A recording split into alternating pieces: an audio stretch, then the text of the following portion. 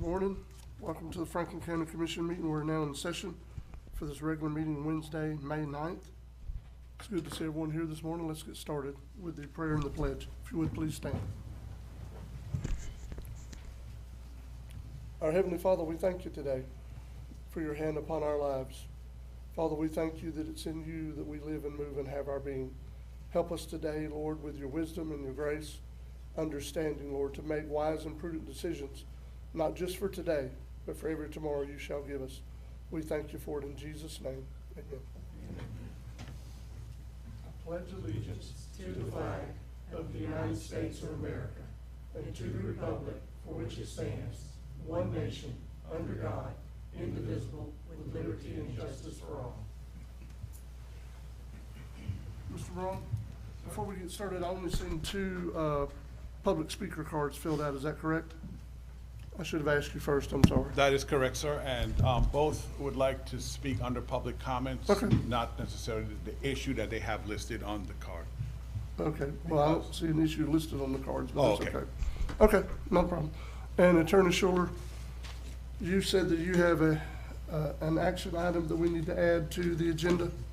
That's correct, Mr. Chairman. I received a communication yesterday concerning the source of payment for a security deposit under the SBA tower lease for the St. James Alligator Point Volunteer Fire Department Communications Tower.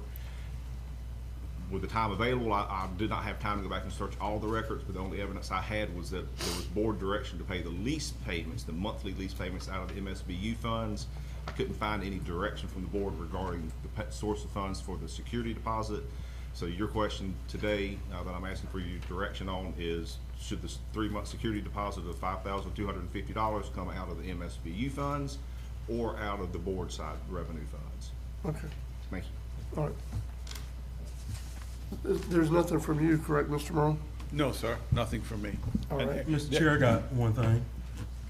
On item number 4, Franklin County School track team, I got a call from the athletic director, and they forgot it was testing today, so we need to omit 4 from the agenda. Okay. They will be at next meeting. Okay. Sounds good. All right. So I would entertain a motion to approve the agenda as it's been amended. Second. We have a motion to approve by Commissioner Sanders. It has been seconded by Commissioner Croom.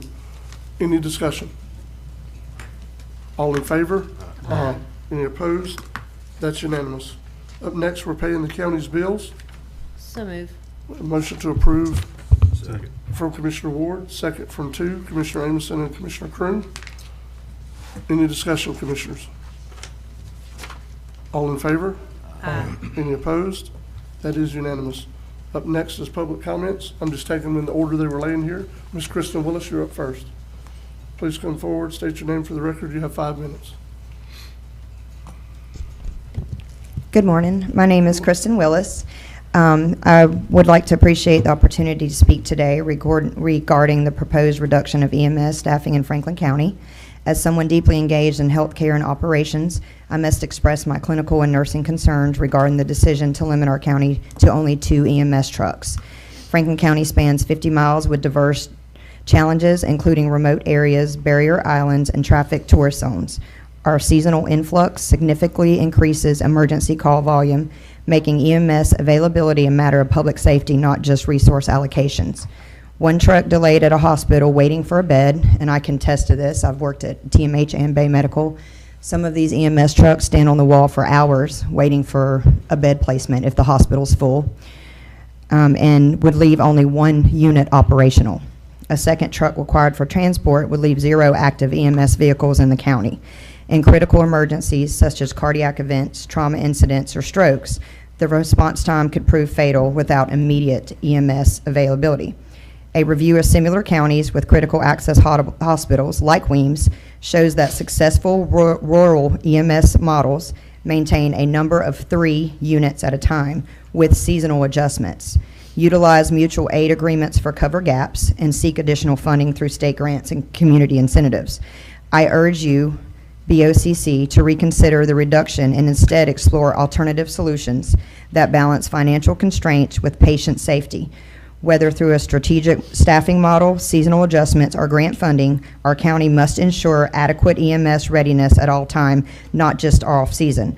I appreciate your time and consideration and encourage discussion on sustainable solutions that protect healthcare and safety of Franklin County and residents. I urge you please to implement a workshop that involves medical providers. I urge the BOCC to consider not only immediate EMS staffing concerns, but also the long-term impact of this decision on patient outcomes and emergency readiness. I welcome collaboration with medical experts and EMS leadership to develop sustainable solutions that prioritize community safety while balancing operational constraints. A workshop should be considered to explore different avenues and research to better understand what is the correct approach for our EMS staff and the residents of this county. This will be a county-wide public safety failure. Thank you, Ms. Kristen. Thank you. Ms. Ginger Creamer?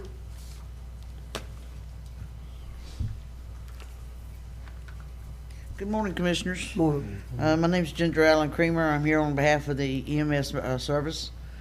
To cut it down to 2 ambulances is like Kristen said, a nightmare. I have been in this county. I've been involved with this for 27 years. I've been here when there's only been 1 ambulance for the whole county.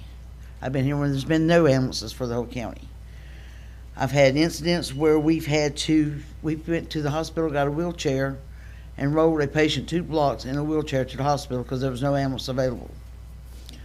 We've had to load them in back of pickup trucks to take them to the hospital.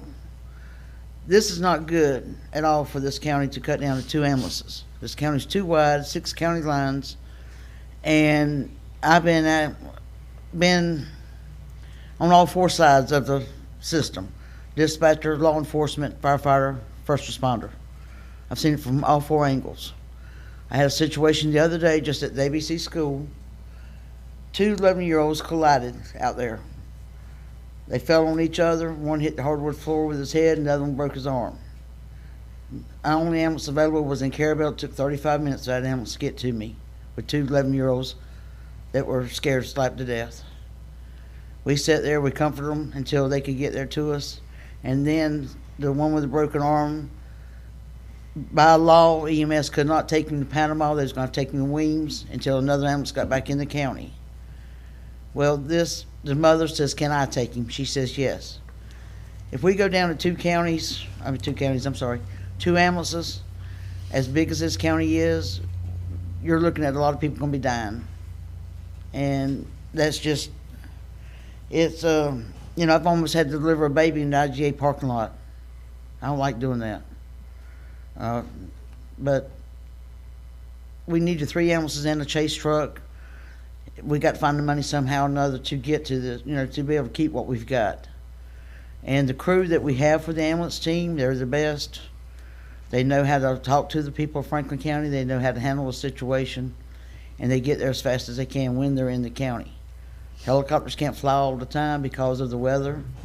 It might be pretty here, but where they're coming from might be bad. It's just, I don't know how many of you have ever had to deal or wait on the ambulance to come to you. But it's terrifying when you got somebody that's not breathing and you're sitting there doing CPR on somebody and the ambulance is still 30 minutes away. You got people screaming at you, hollering at you. Don't let me die, don't let him die. Please do something, please save him. And I think maybe some of y'all need to ride along with the ambulance just to see what does go on, what does happen, or come to a call, see how it's handled. I mean, I've had a 6-month-old die in my arms, and that's not a pretty sight. I've had an 88-year-old to die in my arms, and just because we were waiting on an ambulance to get there. But if y'all cut it down to 2 ambulances, I'm telling y'all, it's a bad mistake.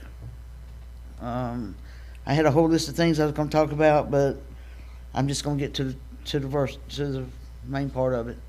But the thing of it is, if you're sitting there doing CPR on somebody and you got to wait 30 minutes, you're going to slap out by the time somebody gets there to relieve you.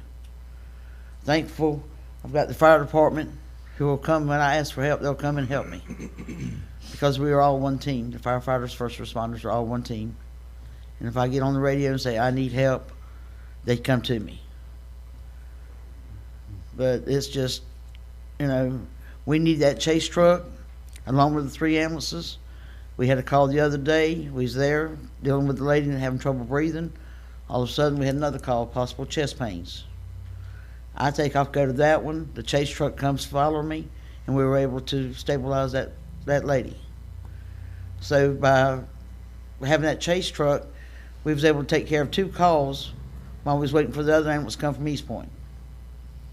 It's just, y'all really need to look at the picture and try to figure out some way or another we can get some money to keep all 3 plus 1. That's all I got to say for right now. Thank at you, this Ms. time. Center.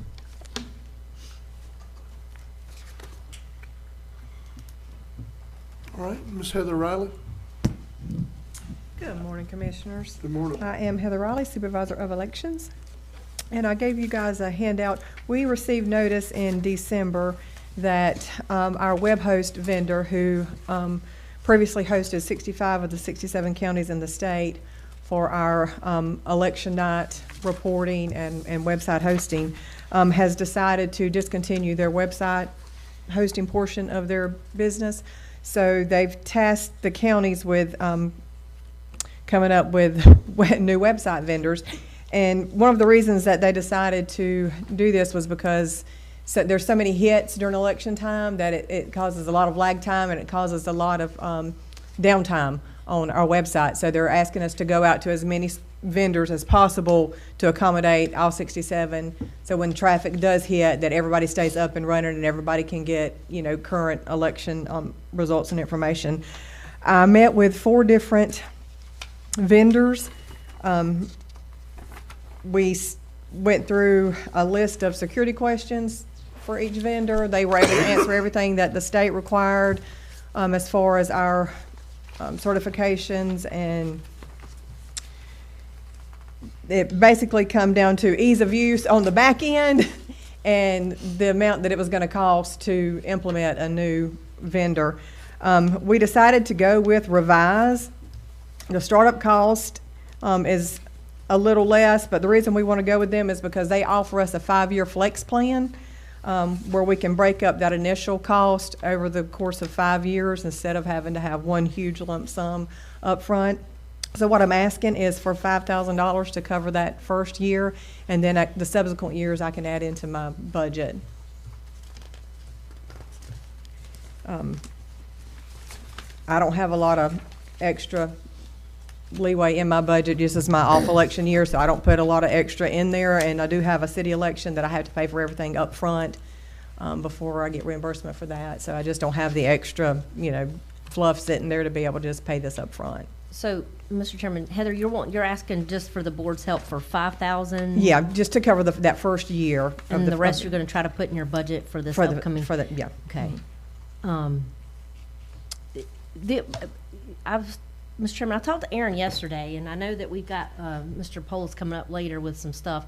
I know that we have capital outlay, which I know we've been using quite a bit of. I know that the department directors try to do good and put stuff in their budget to prepare.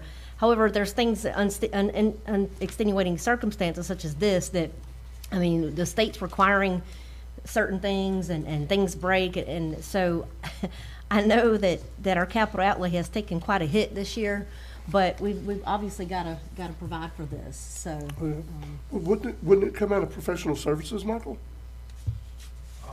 Would it be in the website? I'm not sure. I'll let Aaron jump in on that, but I don't think it's more of a contract thing, but I'll let Aaron confirm that It's a that'll come out recurring of professional cost. Yeah. services. That was my question. Yeah, it's Yeah. recurring. Yeah, it'd be But- recurring. Yeah. Go ahead, Aaron. Yeah, commissioners, professional services would be an appropriate funding source as well. I mean, we can do it out of that because that is actually it will be more similar to something like that since, since there's not really a tangible item. So yes, we can do professional services on that. Okay. And Mr. Chairman, I talked to Aaron too yesterday about how these department directors can probably put something like a capital outlay in their side of the budget, but then that makes their budget go up for that year. So it's almost like a catch-22, you know? Yes. So with that, Mr. Chairman, as long as nobody else has any issues, I'll make a motion to approve this. Okay, we have a motion to approve. I second. All right, we have a second from Commissioner Sanders on the motion that was made by Commissioner Ward. Any discussion, Commissioners, before we vote? Ms. Heather, I thank you for doing your diligence and trying to not only meet the requirement the state has given you, but also doing it in a way that's least impactful on the current budget. Thank you for your diligence. You're in that. welcome. We really Thank you so appreciate it. much. Any other discussion? Mr. Chairman, I just will say that, you know, this is gonna be a thing that we're gonna have to look forward to in the future. We've got, especially with elections, with all the new, tampering and, Yep. you know, IT stuff and cyber attacks. This is something we're gonna have to anticipate, and we need to make sure that we can accommodate that. In addition to everything else for every department that's gonna have probably the same thing. So Yeah. I just wanna make that statement. All right. Seeing no additional discussion, all in favor? Aye. Any opposed? That is unanimous. Thank you so much. Thank you, Ms. Heather. All right, Mr. Howard, neighbors? Didn't have anything? Before you go on, I want to tie something back to the public comments. I want to make sure the Okay. public, the board, the public watching here is aware that this item will be discussed further on in Yes. more detail this Yes. morning. I didn't Yes. want anybody to think that was that discussion and that was the end of that. So No, in no. case they didn't pay attention to the agenda and understand what the presentation that Louis was going to do here Yes. shortly. Well, and it's also always, for the most part, been our policy to not engage during public comments, Yes. because that's their time to speak. That's right, it is. We're not trying to take away from the residents' It is. time, or to be back and forth with the resident. They've come to speak, they have the right to speak. Yes, So, and they weren't sure if they could stay as long until Louis made the presentation. So Yes. that's why I encouraged them to do Yeah. it under public comments rather than when he made the presentation later on this morning. I will say I was surprised at Mr. Neighbors' report. I'm seeing teens in these numbers. Yeah. So I'm thankful to them and the corrections, whoever else is helping make that possible. That's a good thing. It is a good thing. Especially now that grass cutting season's Yes, coming up. it Oh, yeah. is. Well, it's been a while since we've seen those kind of numbers, hasn't it? Yeah. Yeah, Yeah.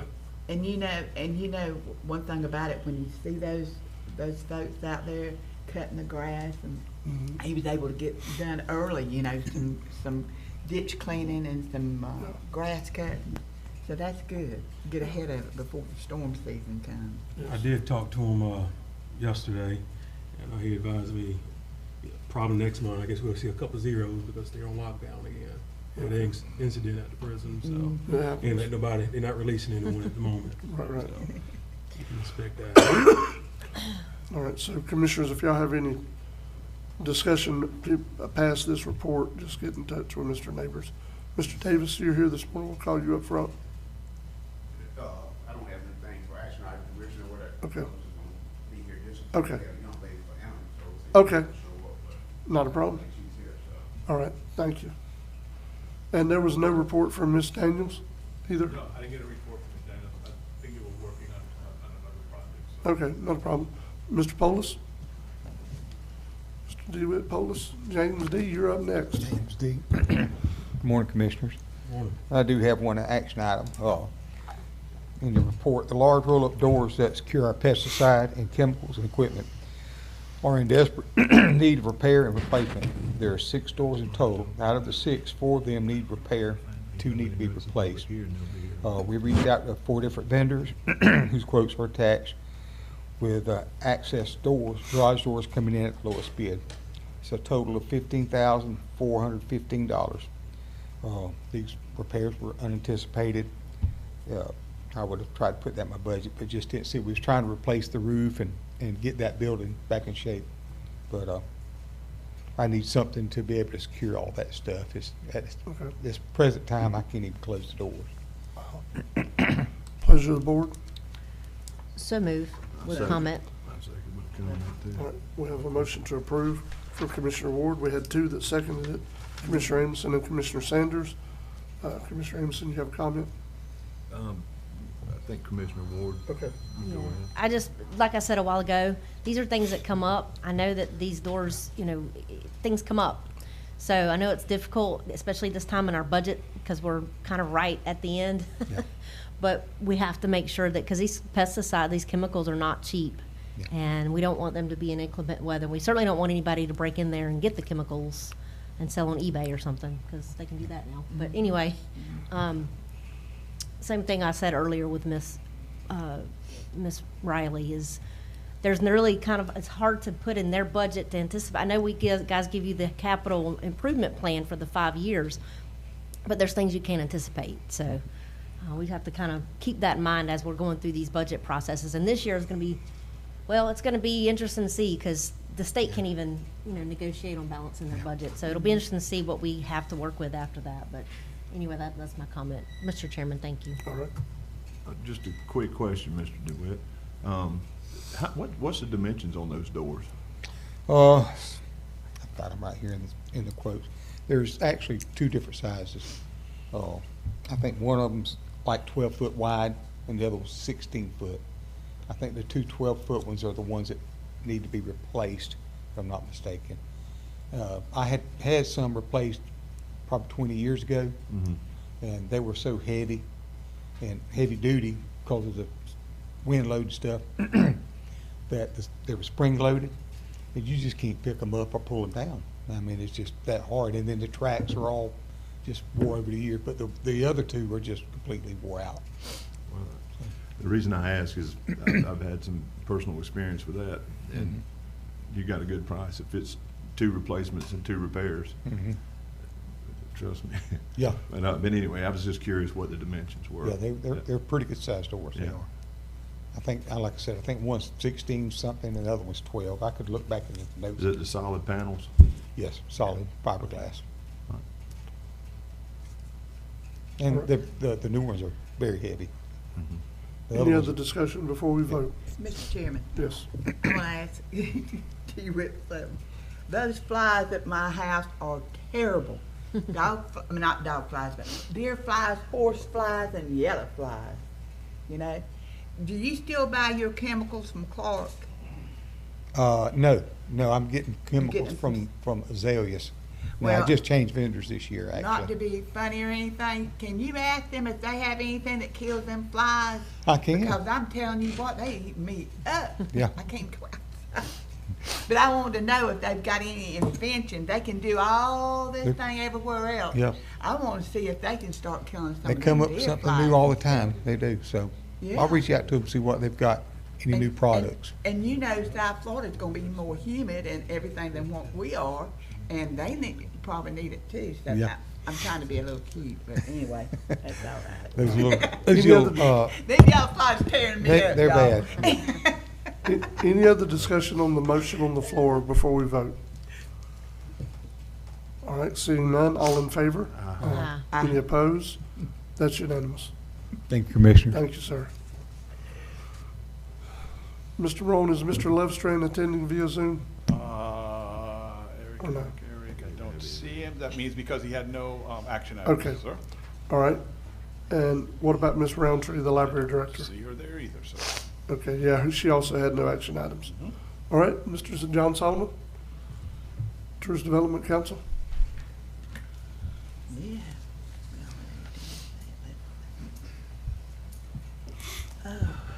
Morning, Commissioners. I just have the one action item. The TDC Board voted recommend approval of the request to the Rainey House Museum for a museum infrastructure grant that we do have in the budget. The grant is for up to $25,000 for AC duct replacement, electrical upgrades, and skirting replacement around the bottom of the museum. They have, all the correct paperwork was done for the grant process, and the TDC reviewed it and voted on it at our last meeting. All right. So move. We have a motion to approve by Commissioner Ward, second from Commissioner Amison. Any discussion? All in favor? Aye. Any opposed? That's unanimous.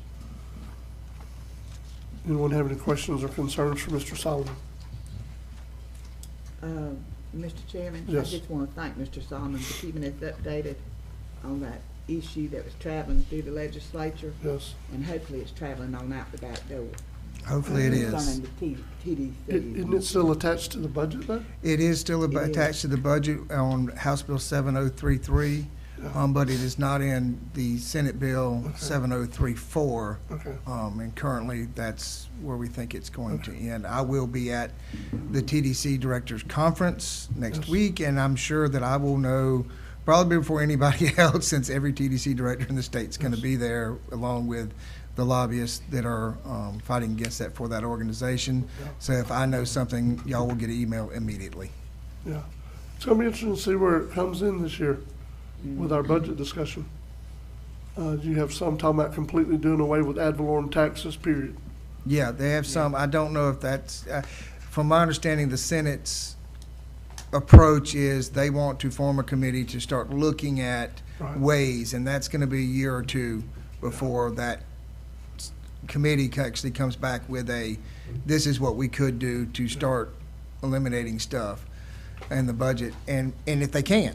So that's their thoughtful process, which I agree with. If they want to look at it, let's actually study what the results could be if they did it instead of a knee-jerk reaction and not know what the results could be a year or even 2 years down the road. Well, if they base it off of what all of our counties are currently doing, I'm just afraid Franklin County's gonna get penalized for trying to do good.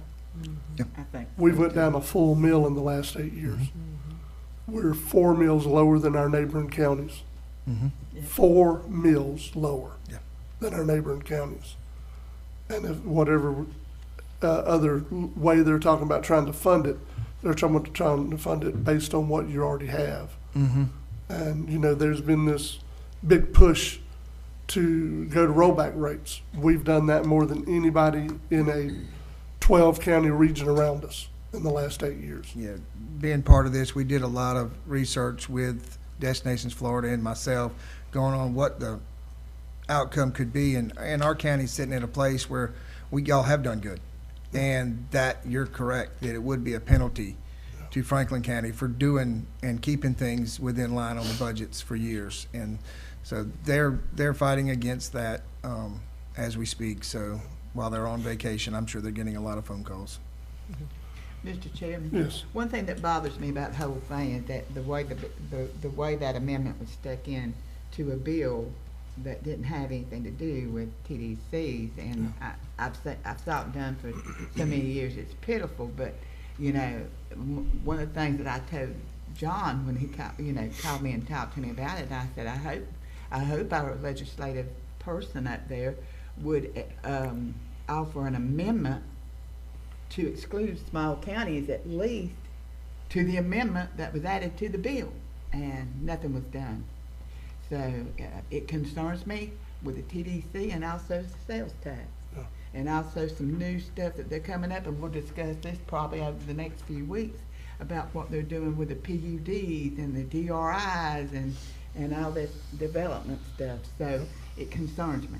And I just wanted to thank John for being vigilant about the TDC stuff and assuring us that. Well, one thing I can say is I think that that ship has sailed on that. They realized that the amount of money the counties would have to spend to offset that it net neutrals within 1 year, and then it becomes a negative. So yeah, it's not where the rubber meets the road. That's right. Definitely. Anyone else have anything for Mr. Solomon? Well, Mr. Chairman, I just will say that, you know, talking about TDT and the money that they would have taken away from us and other counties is people don't realize that TDC pays for our Parks and Rec, some of our Parks and Rec employees, some of our other employees, road department employees. So they need to take that into consideration before they start a knee-jerk reaction and do something that's going to affect, especially these small, rural, fiscally constrained counties in a really bad way.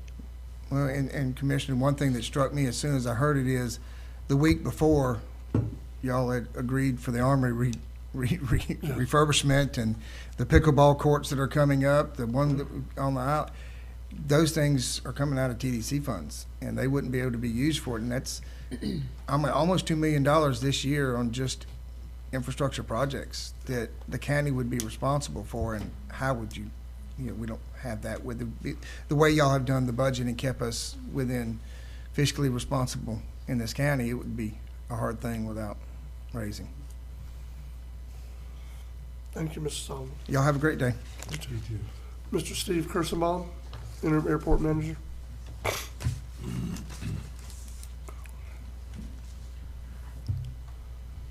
I have two action items. Before I came down here, my wife said, if you wear that dark blue shirt again and that black tie with that tie tack, I'm gonna burn it. So I have a new shirt for our meeting today. And the tie tack I'm wearing today was given to me by somebody with Space Shuttle team over at Grumman when they completed the wing project. So it's a pretty significant tie tack. What we have is I'm asking if we can do this air show again this year, November 15th. Same team, same guidelines, same budget for right now, just so I could have it on the books. I've been moving forward with it, and wanted to make sure we could do it with the same terms and conditions. What was that budget? Budget was $15,000, and I had $2,500 from the TDC. If anything came up that was incidental that might be more, I would discuss it with the county commission and the county coordinator and ask if something supplemental could be done. But I'm going to be reaching out to the business community to kick in to help. So I don't think there'll be additional monies. And I'm hoping also to bring in a bunch of extra money into the airport over the next 6 months.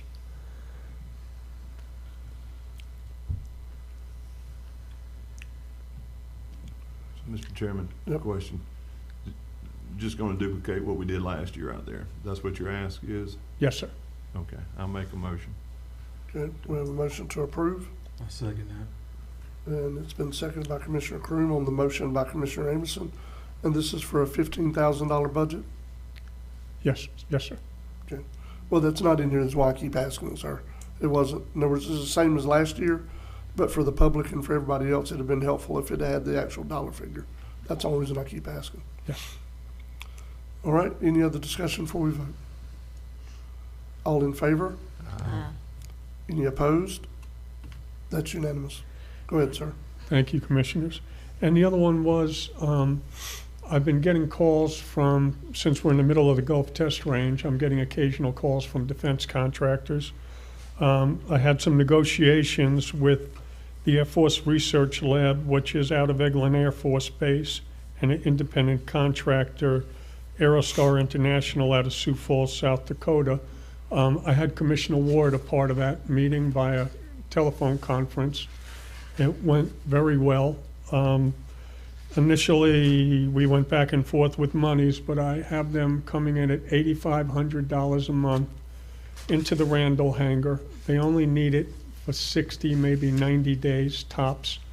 The agreement is set up where it's $8,500 for the first month, and it's prorated at 200, I think it's $232 or $282 a day afterwards. It's just $8,500 divided by the month. So if they go and stay for 40 days, they'll prorate and pay 10 extra days. So that's the way, Attorney Schuler, that's the way it was set up with them, right? That's what their term sheet said, yes, sir. Yes. So I think it would be great because the Haney project, once it's agreed upon and completed, they're not going to be in there till January 1. So we have an empty hangar sitting there that potentially we could generate about $25,000 over the next 90 days. And the only difference from what I presented to Attorney Schuler, they wanted to start Monday the 12th, this coming Monday. They asked if it could be the 15th instead because one of the defense contractors can't make it into the site. But basically, they're asking also for an NDA to be completed by the county. And it's not about them coming to the site, it's about what's going on at the site. So I gave that information to Attorney Schuler too. And, Okay, so I need to ask a question. Attorney Schuler, this draft lease he's talking about, that's something you don't have prepared today. You would have to get it prepared and bring it back to this board, correct?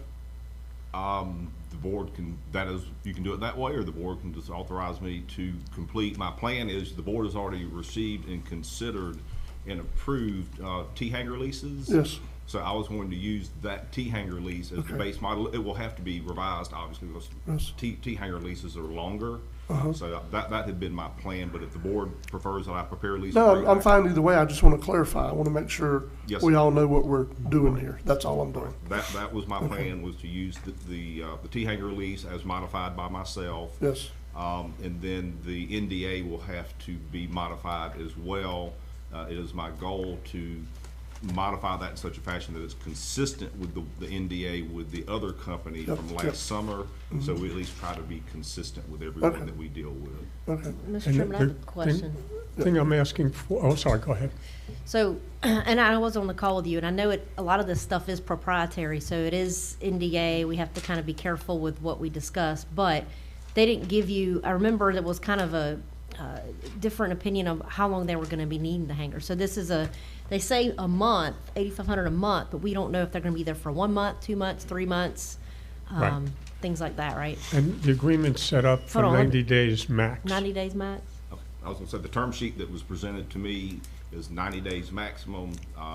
They requested also that within 10 days of that expiration, they may want to come back and renegotiate, which is fine. I mean, that doesn't commit, it's just, we'll have a conversation. I'll say the AOED and Mr. Kirstenbaum and that entity would have a discussion.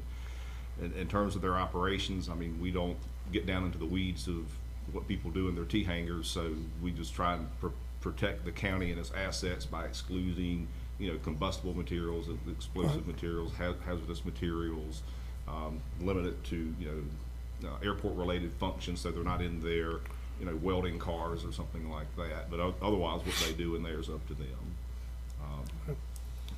And what we're asking too, in Michael's administrative capacity, the county coordinator, if Attorney Schuler creates a document that suffices to the commissioners and suffices to County Coordinator Marone, if potentially he could sign off on this in his administrative capacity, because we're looking at the 15th they want to start. Okay. One other question, I meant to ask this before, Steve, I'm sorry. Yeah. But it is one other question. So both of these action items, are these things that come to us as recommendations from the AOED? Yes, the AOED was briefed on all of this, yes. Did they vote on them? They didn't have an actual vote, but they're getting, do you want me to make them vote on every single action that we do? Well, the only reason I'm asking is so on the TDC, which is an advisory board, everything that comes to us for a vote, they voted on. I just want to make sure, and I'm sorry, I'm not, this is a soapbox, but I want to make sure that if we have people that are volunteering for a board, that it is going through them. They were supportive. These are not items that are coming around them or going before they've had a chance to really talk about it or discuss it. It's hard to get people to volunteer on a board if they feel like they're being bypassed, Right. or they don't matter. Well, this was discussed to them. They were all supportive of it. The chair didn't bring it to a vote. I will make sure with anything like this in the future that they bring it to a vote. Any action you're gonna bring to us for action, they need to vote on it. Yes, sir, please. Yes, and That would be also, great. we're redoing the way I present my things to the AOED cool. board, similar to exactly the way I'm presenting it to Okay. you now. I'm good with that. I got a question, Steve. Excuse me. Is this the same vendor with the balloon people? With the what? The balloon people? Yes, Okay, so it is the same vendor? yes. Okay. And Commissioner Kroon took part in the initial conversations. Yeah, that with was back in April, Yes, which I sat through the presentation. It was a really cool presentation. I mean, these people work with NASA and Commissioner.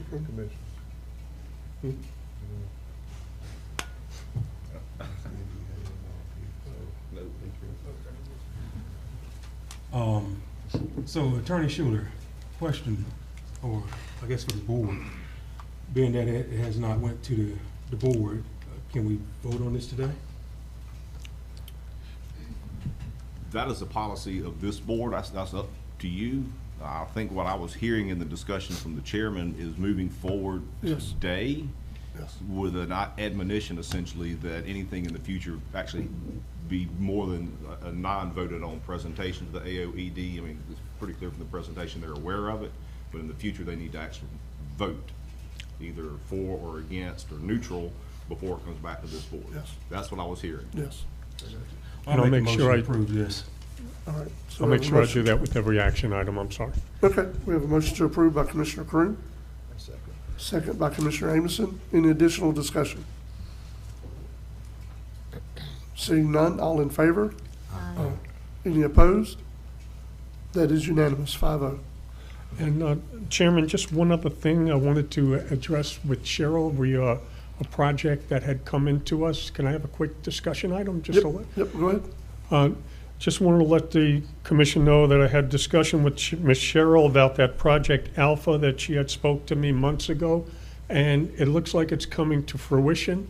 And they're gonna have a LOI to us later on this month with intentions of coming in with this aircraft tear-down company into the prison work farm. And I'm gonna make Commissioner Sanders a part of that conversation to close the deal. And just want to let you guys know that that's in the pipeline now, too. All right. And thank you, Commissioner Sanders. I Yep. appreciate it. Anyone else have any questions for Mr. Kirsenbaum? Steve, thank you for everything you do. Thank you, everybody, too. All right, let's take a 5-minute recess.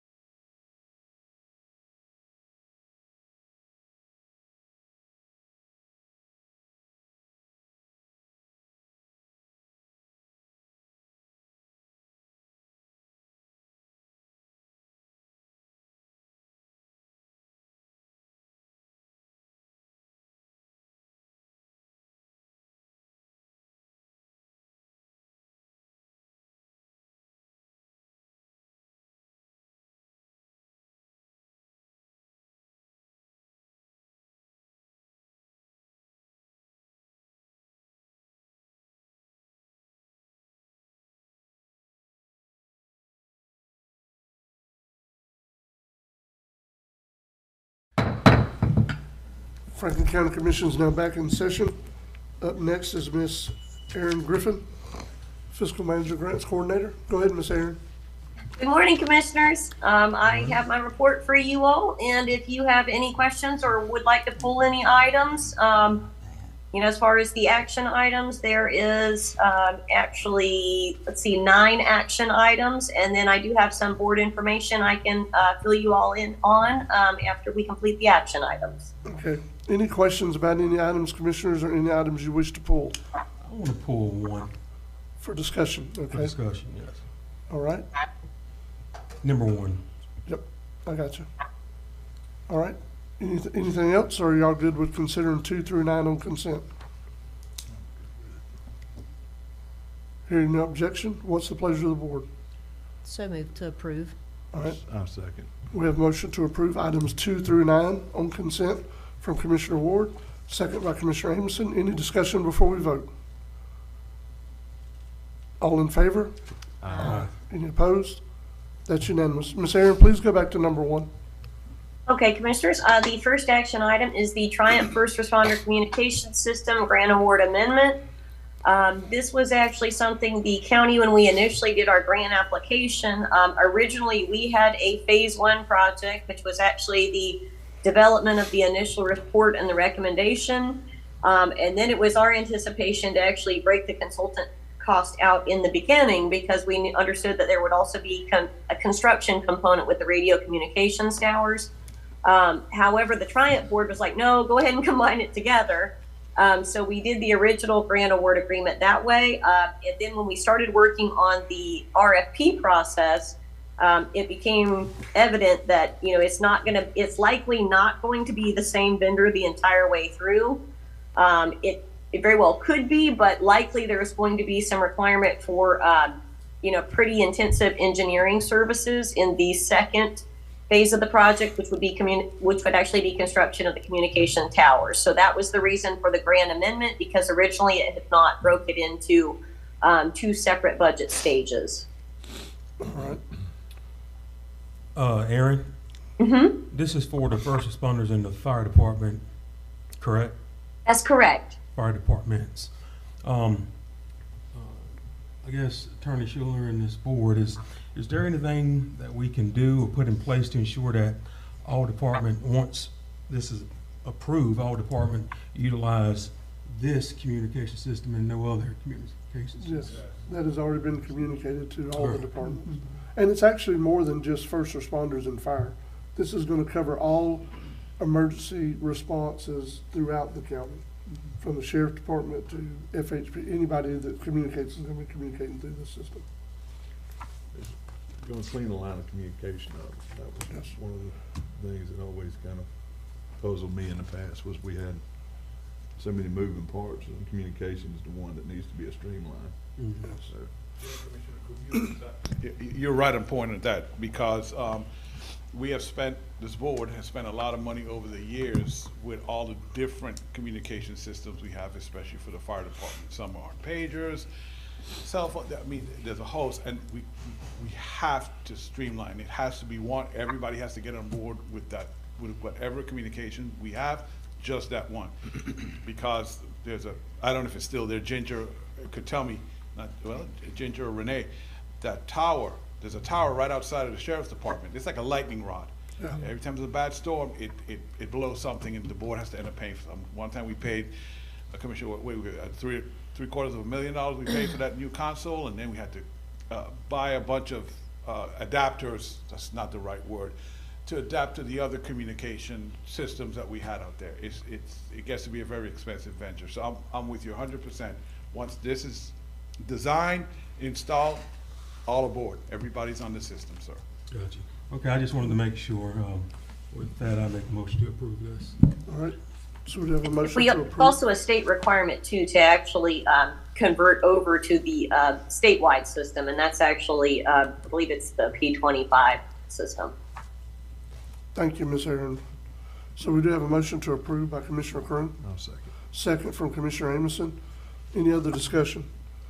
It's not pertinent to this, but Mr. Morone, we do need to have a discussion with Mr. Snow from the St. George Island Fire Department. I was talking to him a couple weeks ago, and I let it slip my mind, but he thinks that he has some solutions we can use in the meantime to help us with our communications. So Great. we do need to have that conversation with him. Do we need, go ahead, Mr. Chairman, I'm sorry. I was No, you're gonna good. ask, do we need to make sure he's on an upcoming agenda, or? Well, we'll meet with him one-on-one Okay, before that okay. to make sure what the deal is and kind of suss out what the, you know what I mean? Yes, ma'am. But if it requires action, it will be coming back to us. Yes, ma'am. All right. All in favor? Aye. Any opposed? That's unanimous, 5-0. All right, Ms. Aaron, any updates? Yes, I do have some items for board information. The Lanark EMS project, the notice we received, we just received the date from the contractor, actually this morning, and that is going to be May 19th. They have received the engineered drawings as far as for the building, which had caused a little bit of a delay with their start date, and then their project is also in the county permitting process. So we will issue the notice to proceed where that project can get the green light to start doing some site work and preparation on May 19th. Okay. And then restore SGI stormwater. That project, we had our pre-construction meeting. There is unfortunately an additional delay as the notice to proceed from the U.S. Treasury is still pending at this moment. The county actually must advertise for public comment period of 30 days for a floodplain impact notice. So the earliest notice to proceed date for that project as far as for construction activities will be June 9th. We also have the SGI basketball and pickleball court is open for play. The project is not quite 100% complete as a small amount of landscaping needs to be finished.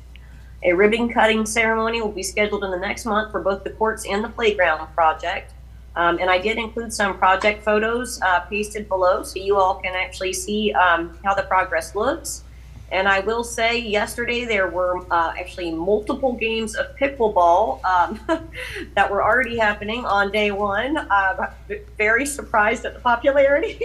Yeah. I didn't know too much about the sport myself, but everyone seems very excited about it. And the basketball court was also in use up until about 8:30 last night. So it was a well-needed and much appreciated improvement. Yeah. I think the reason people like pickleball so much, Miss Aaron, is because it's like tennis, but way less impact and way less movement. You just stand there and hit the ball pretty much because it's coming to where you're at or whatever they're using. I will say too, just to make sure that the board and the public is aware, in reference to the stormwater project, we do apologize that it's going to wind up being when it's going to wind up being, but we've been 4.5 years trying to get to this point. We can finally get the treasurer to say, okay, we're going to start on the project because it's been needing doing since before then. So, but I will say in conjunction with the fact that we're going to be doing that stormwater project on the island, I had a chance to meet last week with some members from the Business Association. Myself and members of the Sheriff's Department met with them on the island about the parade route for the water parade July 4th.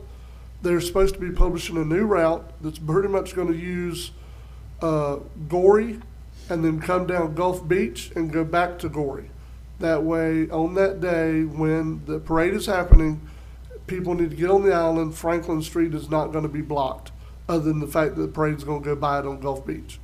But people will be able to get on the island or get off the island as needed for emergency and first response or anything else that might come up. So that should be being published by the Business Association. But I just want to make the public aware of that change. Still having the parade, just trying to make it where they can have the parade and people can still get on and off the island. Anyone have any questions for Ms. Aaron or concerns? Just a comment. Yes. Mr. Chairman, if you don't mind. Nope. I sure hope mine looks as good as what yours does. They will. They'll probably look better. Because you can have more than one. Yeah.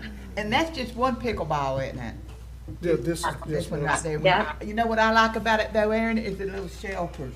Yes. The little shelters with the benches. I think that's cool right there. Yeah. But, and I want to thank, I want to thank those folks that put in their comments to Aaron and myself about the condition of Kendrick Park's tennis courts, because I didn't realize it until it got into my mind that they were that bad.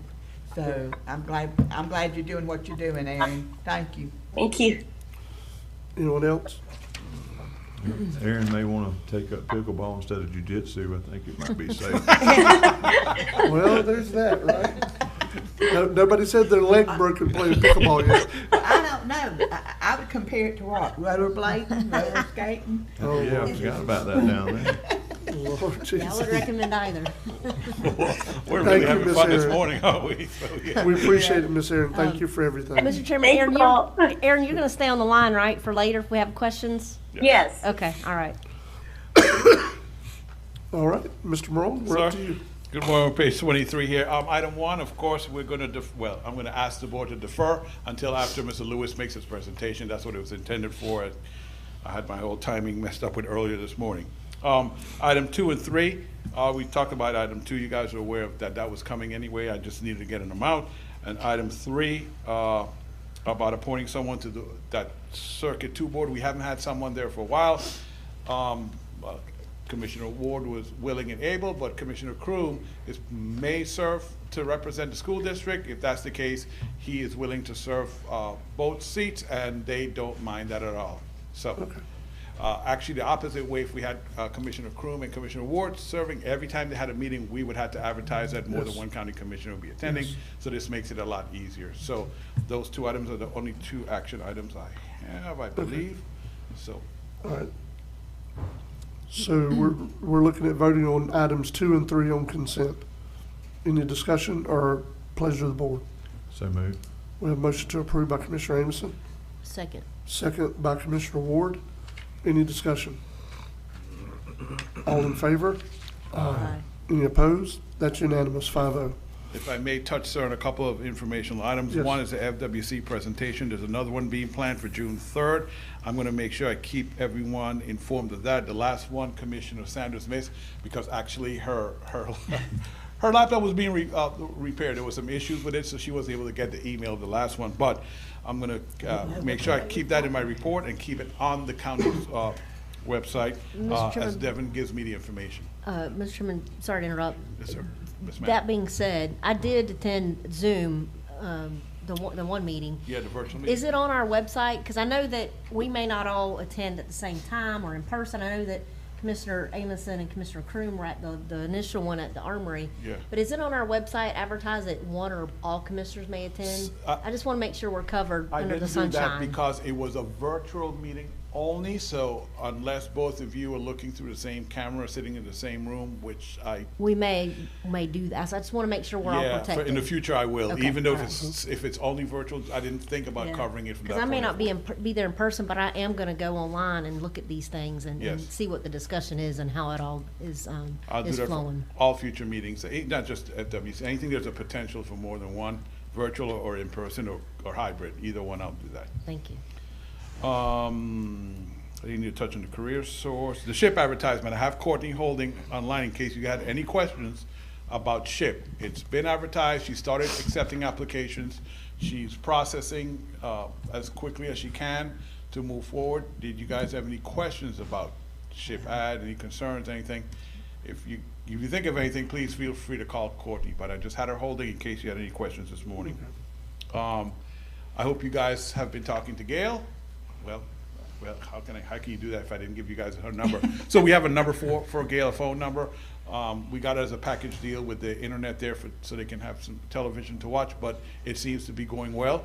We're looking at, right now they're getting the meals either donated or the IGA over there, but Gail just called me, on Monday. We're looking at other locations. The sheriff also volunteered to do some meals. So we're trying to get all that, wrapped up is not the right word, but getting a system going where there are different meals from, for them. But it seems to be working out very well so far. A lot of interest. So if you guys can, give her a call, some encouragement, ask some questions. If anybody wants to volunteer, she'll be glad for the volunteers. People have volunteered stuff like a coffee machine, meals, different things have been volunteered already. So yeah, anything you guys have, anyone has something, they'll enjoy it. We got some games for them. So it all seems to be working out well. Mr. Chairman. Yes. Michael. Ma'am? We need a pot to cook beans in. 'cause they're wanting beans up there. so Yeah, actually, I think someone donated a pot and Gail was I'm gonna do glad, some. 'cause she was looking for one. some I'll call Gail and beans see what she needs, and I'll on try to Monday. get her. Yeah. I've been what by she there needs. 3 times, and each time there's been people there. Oh, yeah. And, the other day I made her a little pound cake and took it to her because it was her birthday, and everybody was having just a blast over her birthday and fantastic. stuff. So they're real tickled that Yeah. that place is When open they- back up. We got the TV, when we set up the TV with the internet, Mm-hmm. the first thing they wanted to watch was Gunsmoke. That's what they were watching the other day. That's what they were watching. so. Watching Mr. Gunsmoke. Chairman, I just want to comment, I'm so glad to see this come to fruition. We've been working on this for quite some time, and I want to be able to have a opening. When I get to be able to drive, I'm going to go over there, but I do want to have like a ribbon cutting or a grand Yes. reopening if we can. Yes. Because I see that the attendance has gone from 2 to 10 in a short amount of time. 1 week. I have a feeling that's just going to increase, and I'm just ecstatic that we finally got this open and ready for the seniors over there. Yep. So it's good. Imagine me checking it off my to-do list. That was a big check. I bet. Ours too. Yeah. So, So, Mr. Ronan, you want to defer your discussion number 1 until after Mr. Lewis' Yeah. presentation? Is that what yes, you were saying? Commissioner, yes. Okay, If the board is good with that. okay, that's fine. Do you have any other discussion items or information items? No, sir. Okay, Commissioners, do y'all have any other additional questions for Mr. Morone? I just have one. Yes. Mr. Morone, did our county planner top applicant accept the conditional job offer? Oh, yes, she did. She is actually starting June 9th. Is that a Monday? Yes, because she needed an extra couple of weeks to help with the transition at the city. I know some of you have heard of some issues the city of Appalachia is having, not just personnel-wise, but having to move City Hall. So she has a couple of weeks, and we granted it. That was not a problem. But yes, she's accepted. We're good to go. And yeah, that seems to be working. And we're also still working with Justin too, and he's doing well, actually. Justin started to talk to us about some, I guess Aaron will get with you guys. They had a meeting yesterday. Justin is thinking he might be able to get us some funding to help with the transfer station at solid Yes. waste. Yes. And that's a very good thing. So he will continue with us in a different capacity, administering that grant. So, yeah, the more help we get, the better, Commissioner Crewman. It seems to be working out well, sir. Good, thank you. Yes, sir. Yeah, and, Mr. Rowan, yesterday, I didn't talk to you about this, just to make sure the board is aware. Yesterday, I received a phone call from Miss Kristen Medlin from the Army Corps of Engineers. We had a 15 or 20-minute discussion about our need for a maintenance permit. And we've been after it now ever since they finished the dredging. And we also had some time to discuss what dredging might look like in the future, steps this board has tried to take to help be a part of the solution, not part of the problem. She said she's gonna make some calls and get back to us as it becomes appropriate. If it becomes anything that we need to take action on, you will know about it ahead of time, Commissioners. Great. Great, that's So we good. finally get a permit, maintenance permit. Well, we ain't got the permit yet, but we have discussion about it. Yes, sir. Okay. Okay, we've had a discussion about getting a maintenance permit. Yeah, That's but not good. with That's somebody from the progress. Corps, though. That is progress. that's good. Mr. Chairman, thank you so much. No problem. All right, up next, Mr. Schuler. Okay, Commissioners, I have 2 action items, 2 public hearings, and then possible discussion items on the MSBU election, the E911 address ordinance. How does the board want to proceed on my report? So the first one is an action item, correct? Yes, the first one is an action item to cancel the public hearing scheduled for 11:10 today on the zoning staff responsibilities. Is that the only action item you have other than the public hearings? On my initial report, yes, sir. Okay, that's right, but you did have a supplemental. Yes, sir, that's when the board want to proceed on my report. So, item number 1, the request of cancellation of a public hearing. So moved. Second. All right, so we have a motion from Commissioner Ward, second from Commissioner Sanders. Any discussion? All in favor? Aye. Any opposed? That's a 5-0 vote. And the public hearings are scheduled for time certain, correct? Yes, sir, for All right. 11 and 11:05. All right. So do you want to discuss your supplemental, or you want to discuss item number 4? I would rather let's finish with the action items if we Okay, can, Mr. Chairman, if great. that's okay. The supplemental action item regards to SBA tower lease and the source of funds for the payment of a security deposit in the amount of 3 months' rent, which totals approximately $5,250. Although it was clear to me the board had directed that the monthly lease payments be paid from the MSBU, I could not find in the time that I had available yesterday any direction from the board regarding the source of payment of funds for the security deposit. So therefore, it was just, since it needed to be addressed, it was simpler to bring it back to the board as a supplemental action item. So how does the board want to proceed and give directions to the fiscal manager for the source of funds for the payment of that security deposit? Let me ask a question. This is on a tower lease, correct? Yes, sir. How long is the term of the lease? Do you remember? 3 years, I believe. So we have a 3-year lease, but we need a security deposit to have a lease? That's a I requirement. mean, I've heard of security deposits on rent before, but not on a lease that's 3 years long. Well, it was a little surprising to me. Aaron and I had that discussion again yesterday, but among the many items that we were discussing with the SBA, I mean, they apparently are a big national company, and they've got these checklists of things that they go through and require, and some things that we had intense discussions about. The security deposit was just not one of them. Okay. So let me ask you another related question. Just trying to follow that thread. If we pay the security deposit, at what point do we get the security deposit back? I think it can be handled in one of two ways. Once the lease expires, it can be refunded because we fully performed and fully paid. Right. Or secondly, it can be used as the last 3 months of rent. Okay. But since the board has indicated MSBU funds as the source of lease payments, the way I would approach this is, or what I anticipated is the board is going to require the security deposit to be paid out of the MSBU's, and then therefore it can be used as the last 3 months of rent. Yeah. If not, then it's refunded and then it gets put back into MSBU. Either which way I'm fine with. It gives us one more thing we have to track though. I understand. Yeah. Then the person tracking it understands that too. Yes, Yeah, I mean, Trust me. Mr. Chairman, you're right. 30 years from now, if we keep going, really? I mean, So I guess, I don't want to ask inappropriate questions. So if it's not going to be used for say for instance, they don't want to do it for the last 3 months of the rent or whatever, and we re-up the lease, they keep the money?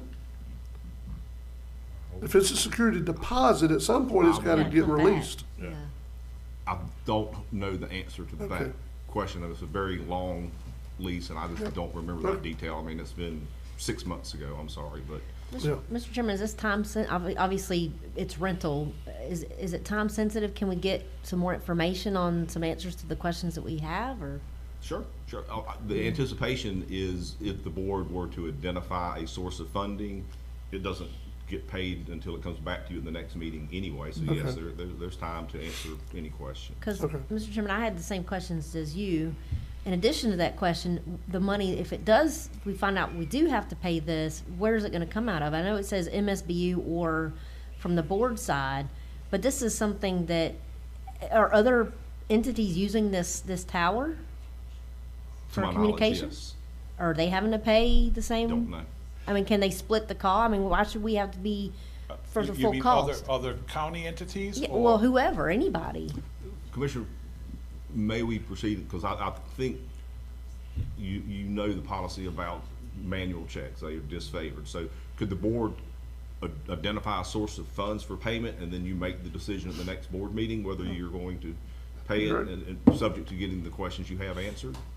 I think that would be better. That way they can at least, process the check, and then y'all make a final decision at the next Mr. meeting. Chairman. Yes. Let me clear up how I feel about it. Yes, ma'am. When we discussed this back months ago, it was a given to my knowledge, to my feelings, that anything over that $60,000 that this board put out of the CRA that come back from Apalachicola, anything over the $60,000 was gonna have to come out of their MSBU's. Yeah. Now, that's my understanding. And that was my So next what I question. would do is I would just, hold off. We can go ahead and do whatever you need us to do, but we need the answers to those questions before we release any kind of check to that company. But my understanding was it comes out of the Alligator Point St. Teresa MSBU's. You know, that's the way I would feel. And Mr. Chairman, that was my next question was, I don't want to obviously, by not paying this, hamper or impede any kind of communication for first responders, which I know it won't. But my thing is, the next question would be, could it come out, and this was, I guess, I wanted Aaron to stay on the line, MSBU, because as Commissioner Sanders stated, that's what my impression was too. That's what mine. I'd have to go back and look at the minutes, but I know this is this was like a new thing thrown on us today that we haven't really had time to think through or go over. Thanks for the sunshine, but anyway, like I said, I've got, as the chairman stated, those same questions and concerns. Yeah, commissioners, and primarily on our side, you know, to actually keep track of a deposit for multiple years, you know, it really just depends on which fund it's coming out of. Yeah. Now, for one, you know, I did read in the lease agreement that it's essentially 3 months, you know, rent at the end of the lease. So there is, you know, in a way that could be construed as just at one day, it will be, you know, basically a prepaid expense form of a deposit. Yeah. You know, so as far as accounting is concerned, it's either we track it on the general fund side or we track it in MSBU. But as far as the Alligator Point St. Teresa Volunteer Fire Department, they are responsible for the monthly lease payments right now, beginning April 1st of $1,750 per month. And that will be actually shorted from their MSBU distributions that we transfer over to the department. So if we do this deposit the same way, that would then be the $5,250 would also come off of that amount. Okay, Ms. Aaron, so you're saying it's already in the contract that they can do it off the end like that? It is. Yes. Oh, okay. Yes. I misunderstood that. Yeah. I thought that the Attorney Schuler was presenting that as a hypothetical. I'm sorry. That's why I was. No. Okay. Sorry for the lack of clarity. It's all good. We're both speaking English, sir, but it's easy to misunderstand each other. And Commissioners, Did you get clarity, Mr. Schuler? Well, yes, but I wanted to make sure it was clear on the record instead of me making the decision. That's what the report show says on TV. and We need clarity. Commissioners, in the past, and Aaron, Attorney Schuler, correct me if I'm wrong, most of the time, the county does like one-time purchases for all your volunteer fire departments, you know? Equipment or something, that's a one-time, reoccurring leases, maintenance agreements, that stuff is usually paid through the department from their MSBU. And That's a what normal. Correct. That's what MSBU's are for. That's right, that training, Yeah. buying their own equipment, that's exactly what it's for. That's kind of why we started that. Yeah, it's essentially an operating expense. Yes. It's not capital outlay, you know, so that makes sense. That's something that they were used to, they were aware of. Okay. All right. So you're good with that? We'll just get some more answers and take it up as an action item at the next meeting? Aaron, does that work for you? That works, yeah. Yep, we'll go ahead and, you know, have the check cut for approval and, you know, unless anything is changed at the next meeting, it will come from MSBU proceeds. Okay. Yes. I heard MSBU in very large glowing letters.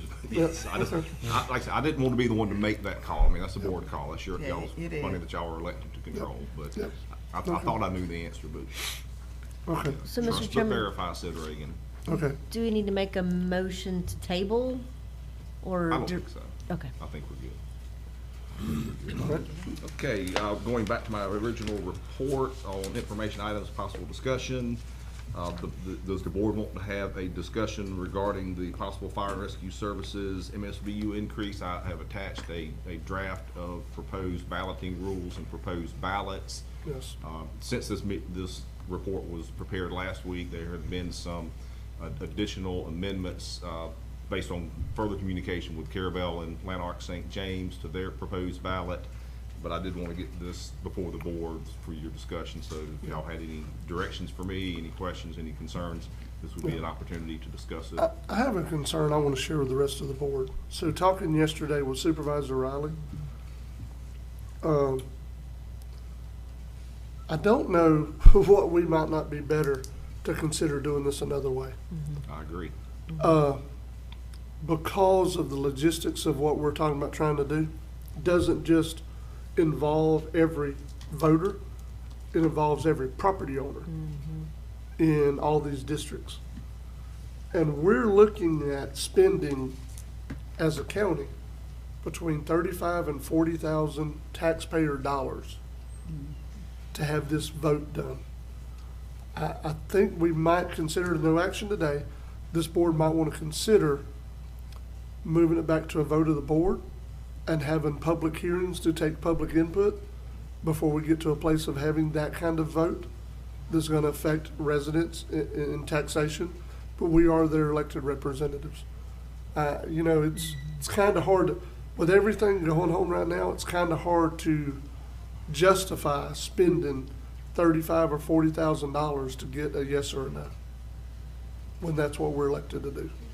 Just a thought, and it's just, you know, I don't have a full baked plan. It's just a. I was gonna ask, so we would break down the public hearings by, let's do it by district. Yeah, that's Have a fine. public hearing for every Yeah, district. that's fine. Let's just talk to those individuals that this Yeah. particular increase Yes. affects. Yeah, I And- like that. And Mr. honestly, Chairman. it'd probably be better, we don't really have an option for East Point, but for everything on the east end, we need to, if we do that, we need to ask the city of Carabel if we can utilize their meeting room Yes. for those different districts on that Save the end. travel, yes. Yes, sir. Yes. Yes, sir. Mr. Chairman, I have to say I agree, because we don't only have to contend with the residential units, we also have to do with commercial. And I Yep. think that Supervisor Riley also talked to me yesterday, and she gave me, it was tens of thousands at the property appraiser's office of properties. And we're talking not only homestead, we're talking people that own second homes. It's just, like you said, gonna be a logistical nightmare. And I like the people to be able to decide, but I feel like having public hearings is their way to speak their piece and voice their concerns and comments. Yes. So I'm okay with that. I think that's the only way, because $30,000 is a lot of money that our taxpayers are having to pay too. Yep. And that's just the tip of the iceberg. It could be more than that. Well, yeah. I mean, we're talking, I mean, and then staff, the county staff that's gonna be involved for overtime to, well. yeah, I don't know. And you're spending 40,000 to increase a tax on the residents. That is a lot. Yeah. I'm with you, Commissioner Yeah. Ward. That really is a lot. And then, you know, you have homeowners, but then you have, a lot of people own homes with other individuals, so like they have, especially on the island, they'll own a home with their brother or their sister, and it's like, how do you know who gets to vote? Yeah. Do they both get the vote, or how do you know, there's so much, and who's to say that they won't do, anyway, there's so many variables at play that I get concerned with, and obviously Supervisor Riley's concerned with, because I think she's called all of us and spoke to all of us about it, so, and I have to agree with her and support her in that. So I agree with the chairman, we need to think about it a different way. Mr. Chairman, Yes. well, I'm gonna tell you what I got a real big problem with. It's not universal all the way around, across the board. You got one fire department needing this much, you got another fire department needing that much, you got another fire department that's needing that much. It's not consistent all the way across the board. It's not like everybody's gonna be asking for $145 to be the basic Yeah. MSBU, and you got different numbers, and then you start a squabble right there because Lanark's not gonna have to pay but this, but I got a point, St. Teresa and St. George Island's gonna have to pay this, and then it starts a lot of squabbling. Well, yeah, it's different. Back when Mr. Chairman, last time we did this was back in 2013. Yep. And there was one district involved, correct? Yes. So it's a lot easier for one district, but we're trying to do it countywide essentially. And my district is different from Commissioner Sanders' district and so forth. Yeah. And the ballot language, you're limited as to how many words you can have on the ballot, Yeah. right? Yep. And that's even posed an issue and a logistical nightmare, because I've spoke to you about it. It's 75 words, that's it? That's- How are you gonna say in 75 words what you're looking for a whole county? To provide the safety for our community? Yes. Yeah. Mr. Chairman, if I may? Yes. The ordinance was amended in 2013 to go from having one countywide special assessment Yes. to 7 fire Different. districts, because Yes. of what was pointed out, each district had different needs. Yes. 2 of the districts wanted to increase their MSBU, but the others did not at that time, and the only Yes. way to accommodate that was to create 7 different fire districts and let 2 of them vote. I misunderstood your question a while ago. It was St. George and Alligator Point actually did a referendum in 2013, which was manageable. But since this now, I mean, we haven't officially heard from Dog Island yet. We've heard from 6 of the 7. But in my conversations with the supervisor this week, there are roughly 22,000 parcels that have been identified to her by the property appraiser's office. Under the ballot rules, for example, a marital couple only gets 1 vote, okay? So somebody has to go through those 22,000 parcels because, and identify what's marital and what's not, because apparently the information that's generated in the system that's delivered to the supervisor of elections doesn't show marital status. No, it does not. No. It is a logistical nightmare, to use the board's term, to go through that process. So I think instead of $35,000 or $40,000 for an election, which could be fraught with peril, you know, some people overvoting, some people possibly being disenfranchised, board can schedule a public hearing, costs about $400 for the advertisement in the newspaper. Amend the ordinance to remove the referendum requirement, which takes the power back to the board, which is where it had been up until 2013. You go through the public hearing process, then you make a decision whether to amend and adopt an updated resolution which shows the fee schedule, or you don't. Yeah. Much more certain, much less expensive. Yeah. So I fully support the board's position on this and the supervisors. And Mr. Chairman, the answer is one question I've been getting over the last few months as we've been talking about this. People from your district, from the districts, are saying, what are they going to do with the money? So the public hearing gives the fire departments a chance to come here in front of the board, in front of their district, and explain, this is what we need, this is why we need the money. So it's, you know, it comes across more justified. That's what we're trying to do here. Yeah. And Mr. Chairman, we were talking about budgets a while ago. $30,000 to $40,000. I mean, where's that going to come out? It comes out of her budget. We're going into budget season. You know, she's got to make sure that these elections are scheduled and everything's copacetic. And I don't know. It's like, again, a logistical nightmare. So What worked in 2013 is proving to be not a good fit for 2025. Well, like I said before, and I've said it 1,000 times, Mr. Chairman, is 2013 Franklin County is not 2025 Franklin County.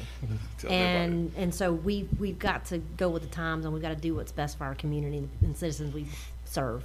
And I feel like this is the best way. That's right. Mr. Chair, Yes. on this, I'm speaking with Supervisor Raleigh and looking at the logistical nightmare. I do not disagree with, you know, holding public workshops and looking at an alternative approach. Yeah.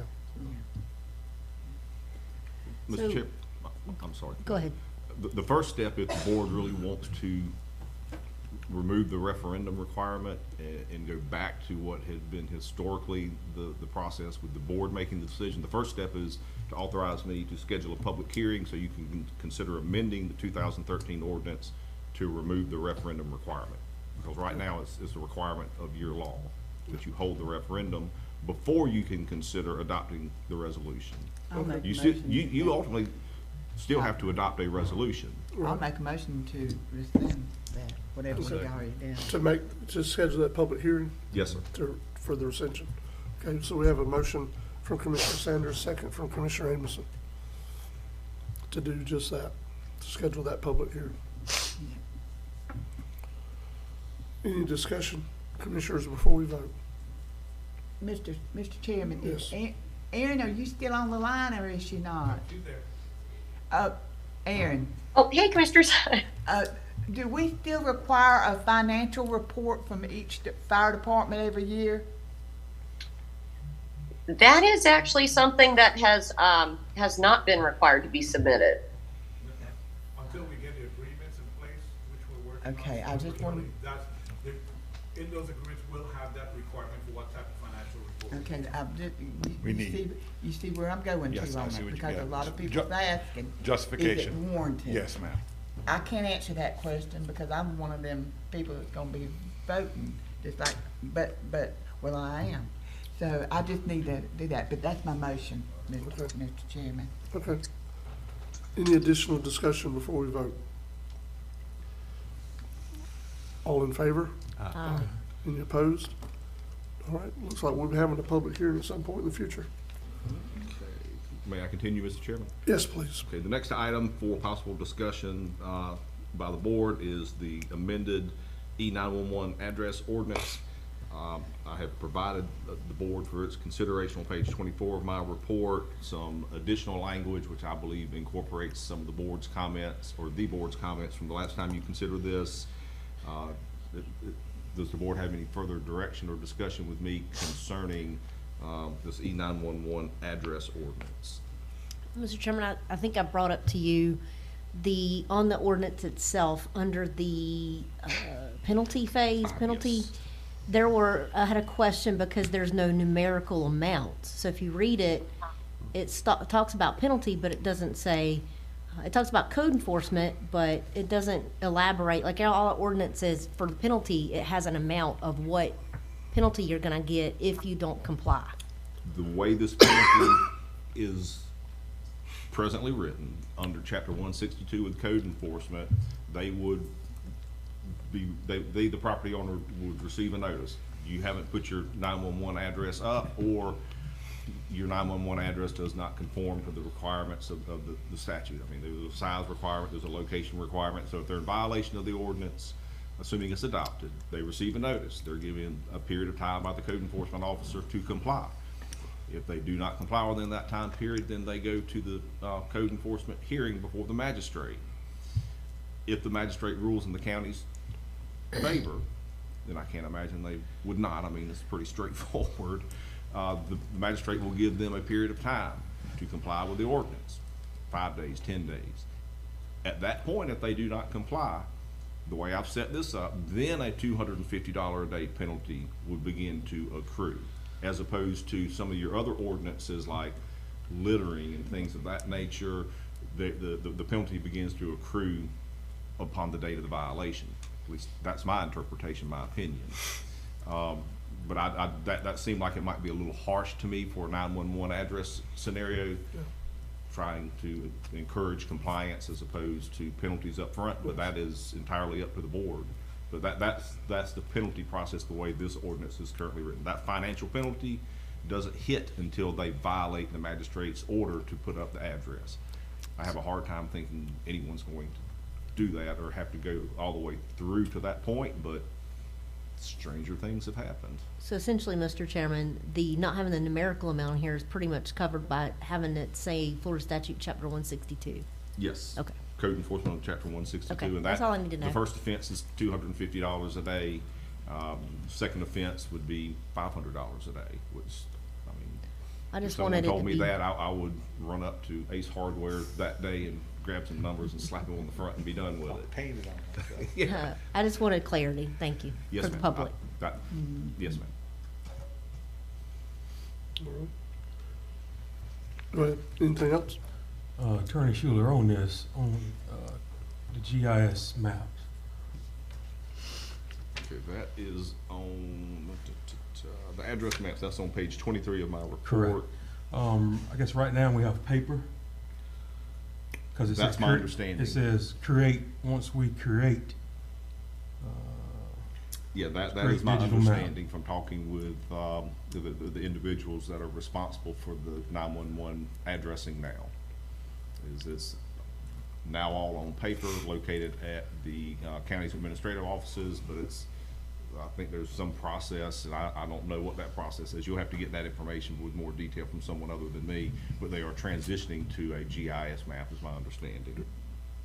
Yes, they are. Renee, the Sheriff's Department, is working in that transition. Every so often, she's coming and getting some of the files, the 911 maps that Mark had left behind. She gets those from Courtney, and she's transitioning. Courtney's still issuing 911 addresses for now, but we're hoping once that transition is completed, then the Sheriff's Department will take it over fully. I got you, okay. That answers my question, because, with this, eventually we gotta go digital Oh, yeah. on this, for sure. So is this something they're just doing on an internal server that only they can see, or, I mean, what's that? That I can't answer. That would be a Renee question at the Sheriff's Department. Okay. And And Davina's out there sitting, and she's here for another reason. Oh, no. From ARPC, that's, when you meet Davina, know that she's responsible for the county's GIS map. Oh, I I'm do not know that. sure, I'm hoping that Renee will be able to give her access so that Davina could put that same layer on the county's GIS map, or we all use the same one, I'm not sure which way we'll go. That's the reason why I was asking. Yeah, okay. Okay. All right, and we're having a public hearing on the petition to abandon part of St. Teresa Avenue, sir? Yes, sir, the other two information items, just notifying the board and the public, the public hearing on a petition to abandon approximately 600 feet at the, what appears to me to be the terminus of a platted and dedicated road that has not been opened, will occur on May 21st, 2025 at 11 a.m. In this building. And then an update on the property swap from Duke Energy. And just so you know, since I wrote this report, I have not yet received a response from Duke Energy on the questions that are outlined in my information item on that subject matter. But until they answer that question, we cannot and will not move forward on the property swap. Okay. Well, that's where it is. That is it for me, Commissioners. Okay, and everything else will be public hearings, correct? Public hearings at 11:05, yes, sir. All right. Anyone have any questions for Attorney Schuler before we go on to another part of the agenda?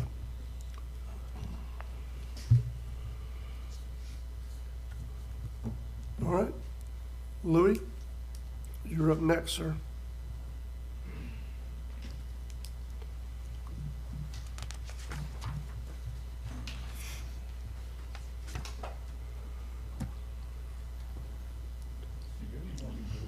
Oh, you can do it. Oh, I'm good. You got it? Yeah. Morning. I want to thank the board for having me here to talk about this again, and I also want to thank the public comments and the community for supporting EMS the way they are. I fought for years to get this type of support, and it's makes me really happy to see that we have the support that we have today. And I do want to clarify something for basically the public. The three models that was presented was the three models I came up with. It wasn't the board, it wasn't the county or anybody. It was the three models I came up with to try to find a way to make this work in the county. A comment was made earlier about a failure in public safety. There's gonna be different ways to look at that. My opinion of that is a failure in public safety is a service that's not sustainable. If we have a service that we put in place, 5 years down the road, the county decides that you can't afford it. The money's not there, it has to go to somebody else, a private service, or back to a hospital system. In my opinion, that's a failure. That's a failure on my part to advise you, and that's gonna be a failure as far as public safety goes, because my goal from day one, becoming the director of Franklin EMS at Weems, was to create a sustainable service that lasts beyond one person. Yeah.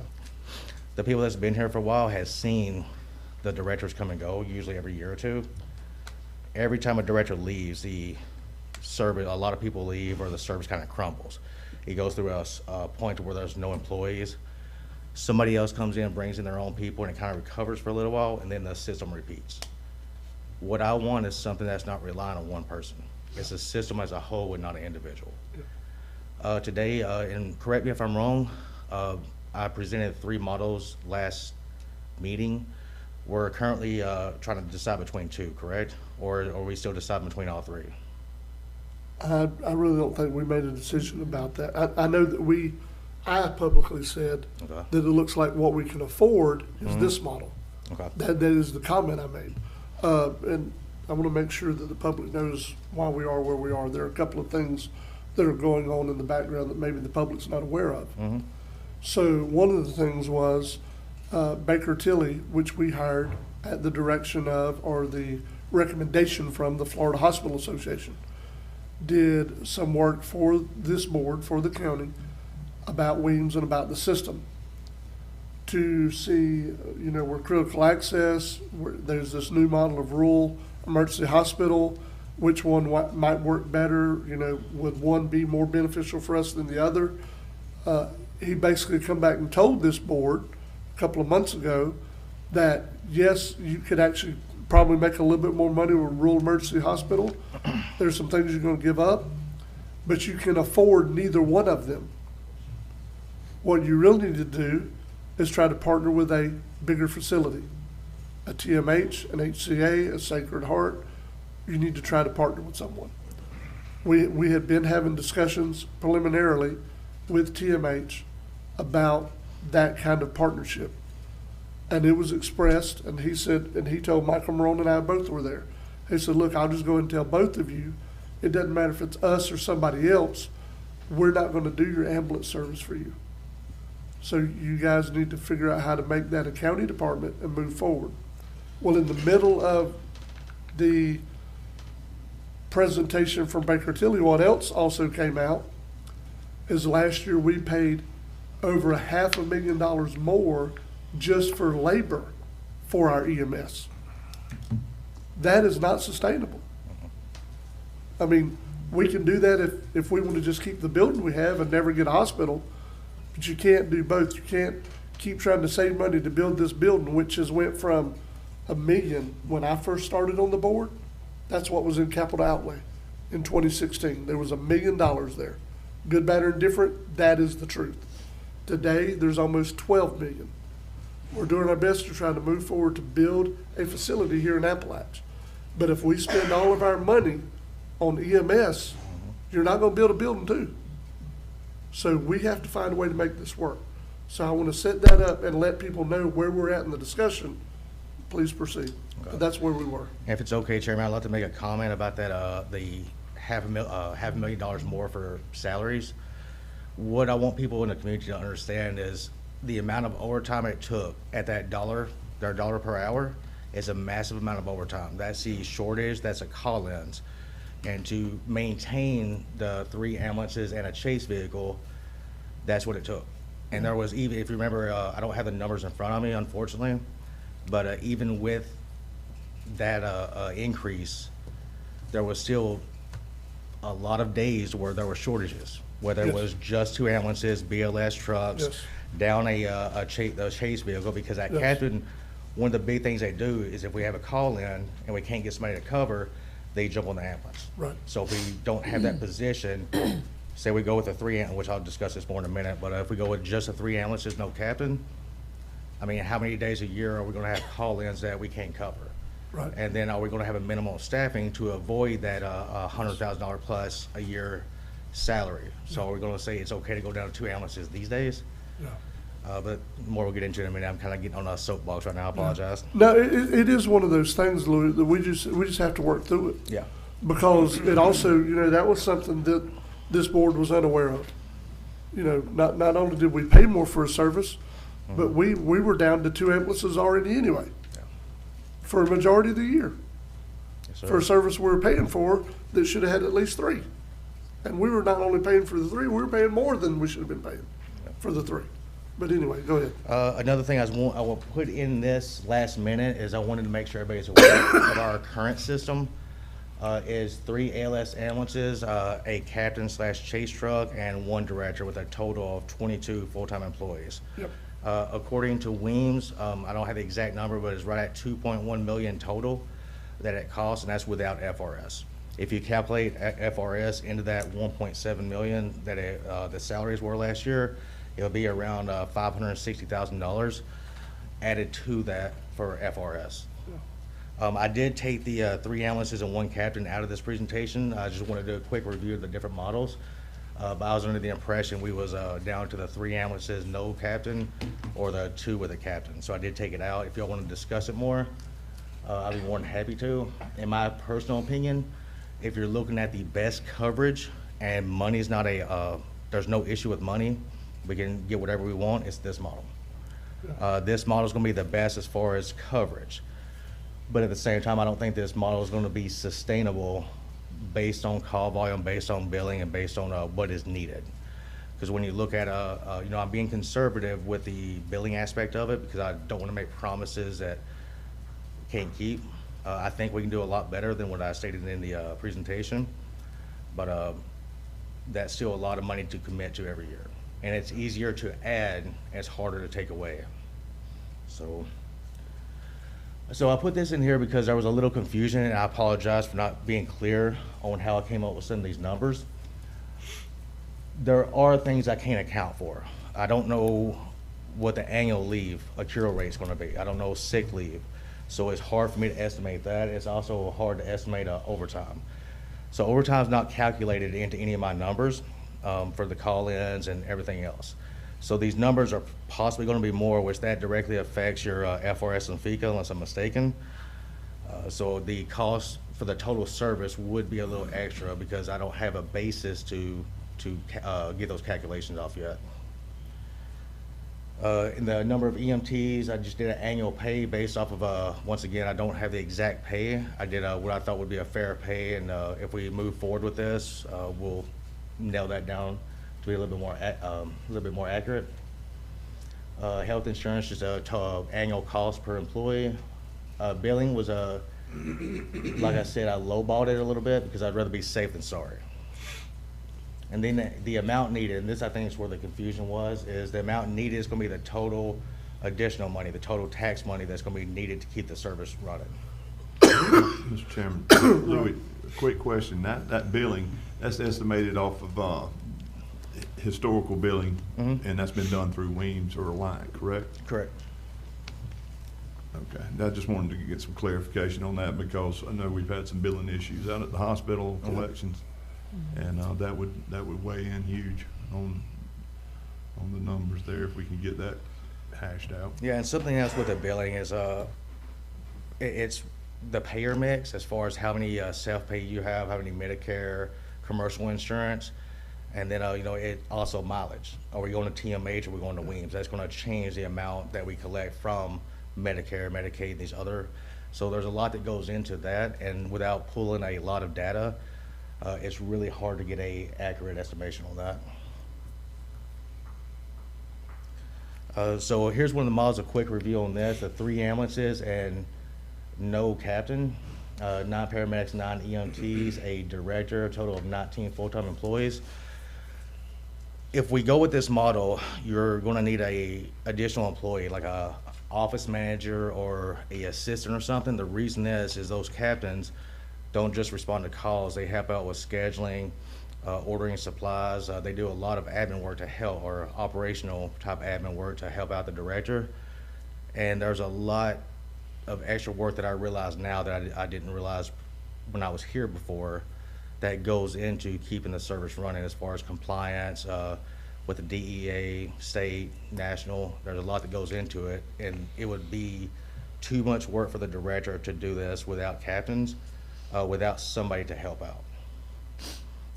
We have an office manager over in Wakulla, and she is just as busy as I am. So we would definitely need somebody to help out in this scenario. This would work. The biggest you still got the 3 transport trucks. That's awesome. The biggest con to this is you don't have a captain, so you don't have that daily leadership.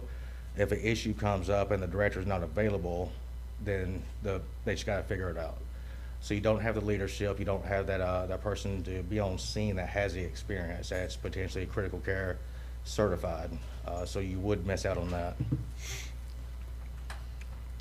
I did add this again, and once again, I can't calculate for overtime, and this is based off of a lot of estimations, a lot of speculation. So this is about where I think it would end up, but once again, I can't account for everything. So here is the 2 ambulances, the one everybody's excited about. So with this, you would have 6 paramedics and 6 EMTs, a captain and a chase vehicle and a director, with a total of 16 full-time employees. So this model it would work. And here's why it would work. If it's managed properly, every model on here will work as long as management is managing everything properly. And I'm going to walk through how and why it would work. This model would be more versatile. If we went 3 ambulances, or especially 3 ambulances and a captain, we are maxed out completely on the amount of money that we would be allowed to put towards it. So that is what we have. We can't be versatile. We can't be adding extra trucks or call-ins as far as like a on-call system for really high call volume. This system gives us a versatility to adapt to the county and our calls as needed.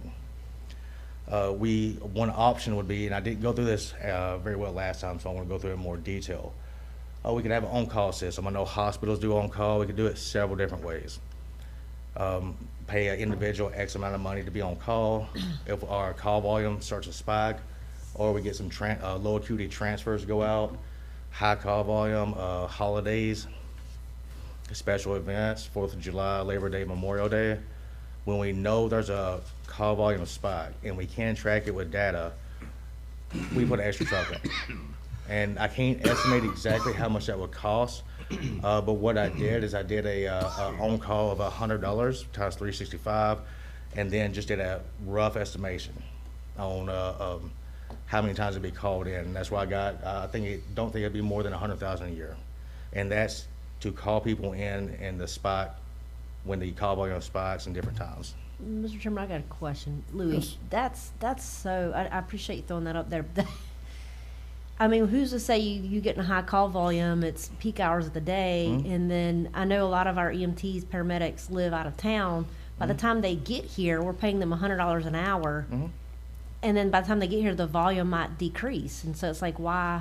But we're still paying them $100 an hour, right? Yeah, there'd be stipulations and requirements around it. For example, we have 4 individuals that live in the county, EMTs specifically, that live in the county, and we have at least 1 medic. We may have more now. So there are options there. There's also an option, historically, from my experience, a lot of people, when they got off work, they would go to the island and hang out. They would go to Appalachia. They would do stuff. Well, why couldn't we have that person be on call? They can still go do whatever, but they can't drink, and possibly provide a place for them to stay the night if they wanted to. And that'd be a reduced rate, and it's a way that we could make this work. But once again, this is talking about some versatility. This is not something I'm saying we have to do. This is something that's an option.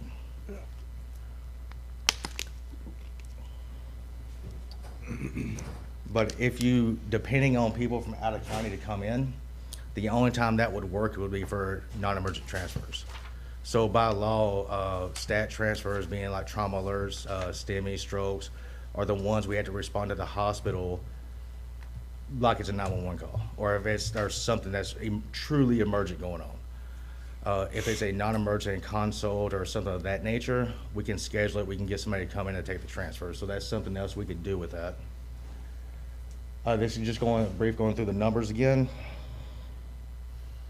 Data. So last time I focused on comparing this. I wasn't trying to compare us. I was trying to paint a picture of the why I'm presenting things. And this time I want to go through a little bit of extra data to show. And what you see here, and I apologize, the numbers are pretty small, but it's hard to fit all this on a screen, so I do apologize for that. But this is call volume for 2024, the calendar year, from midnight to 2300. And you can see the peak hours and then when it dips off. And that's how many calls, like say, look at 11 o'clock. For the whole year, they had 125 calls at 11 o'clock. So that's how this works, if you want to go through it a little bit more. Lou, I got a question on that. Yes, sir. Does this include our refusals? Yeah, it should. That's the, what the, I want. the, yeah, the way I pulled it. You know, we do get refusals, so I want to make sure the numbers So- are accurate.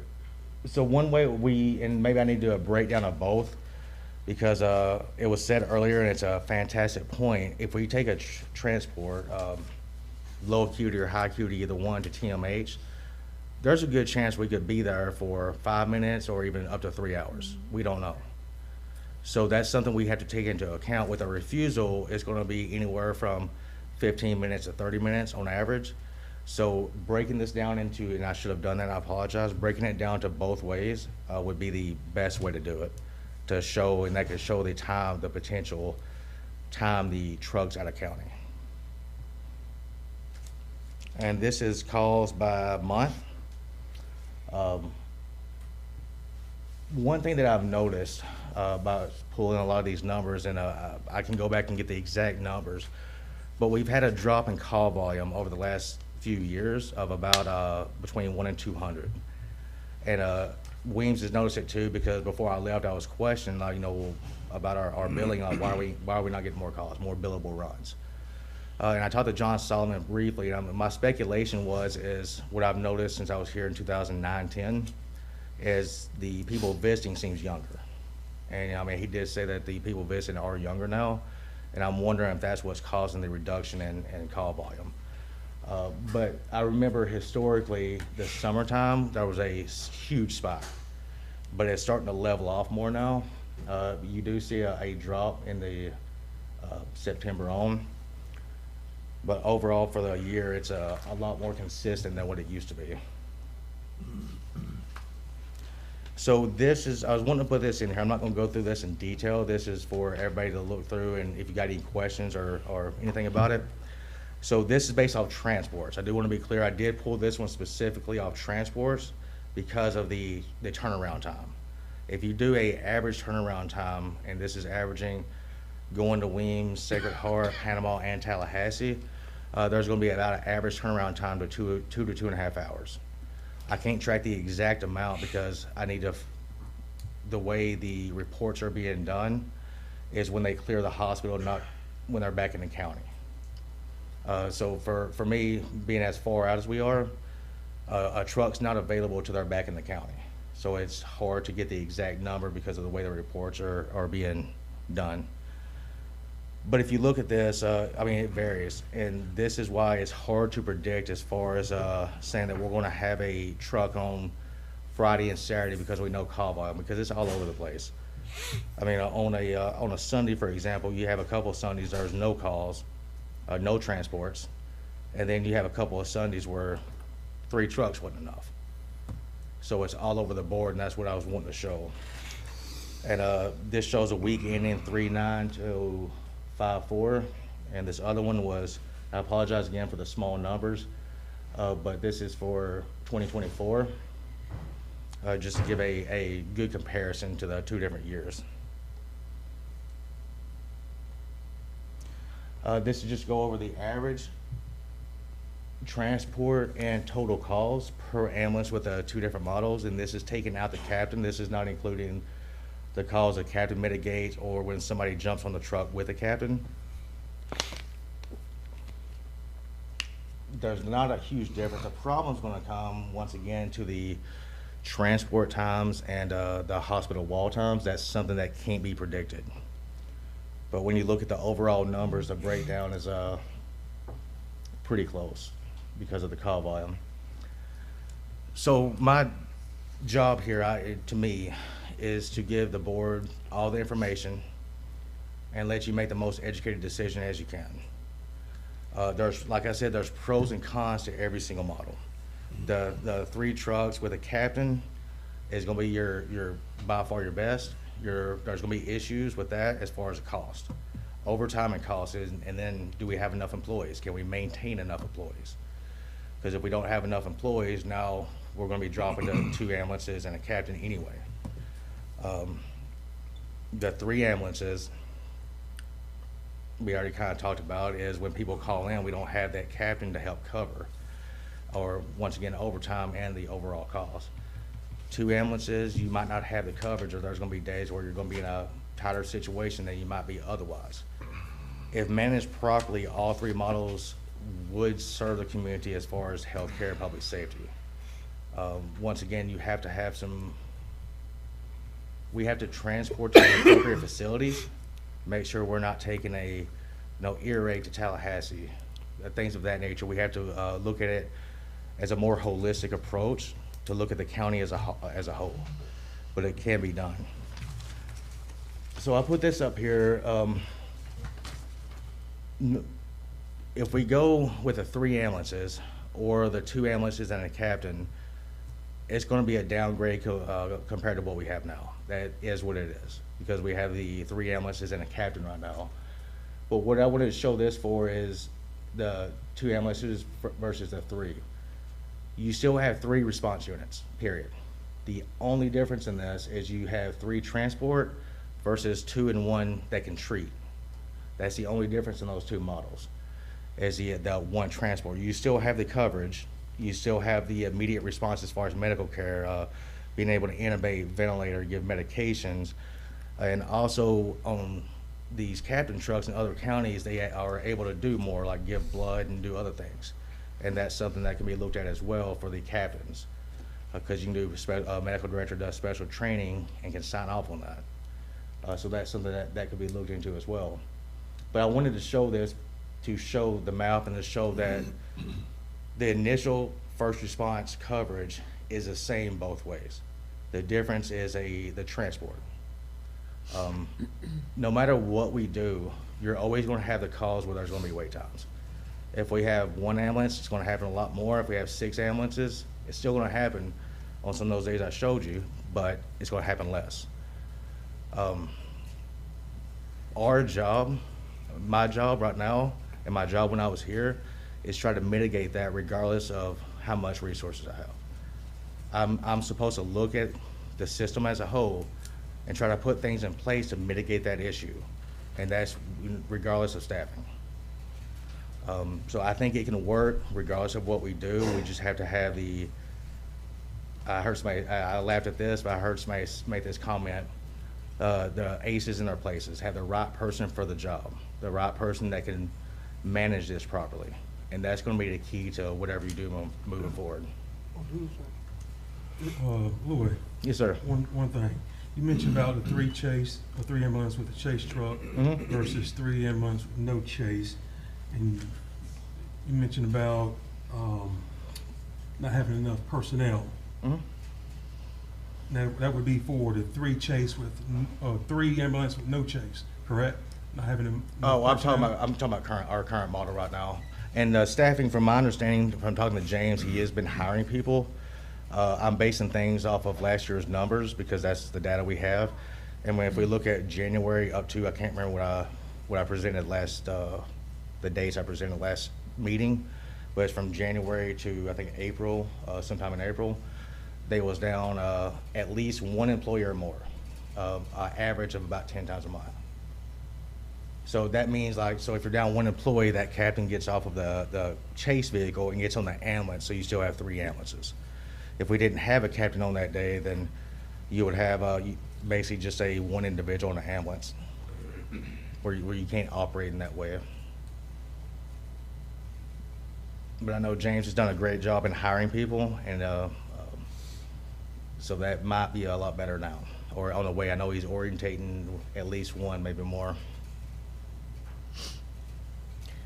Mr. Chairman, I'm just gonna throw this out there. I'll just give you an example. I happened to be at Weems the other day when this call went out that Ginger had commented on earlier about the 11-year-olds. As I was sitting there with my husband, who had kidney stones subsequently, but we heard 1 ambulance call go out to, I think, anyway, they had one up going to Bay. And then the other ambulance call went out for this 11-year-olds at the school.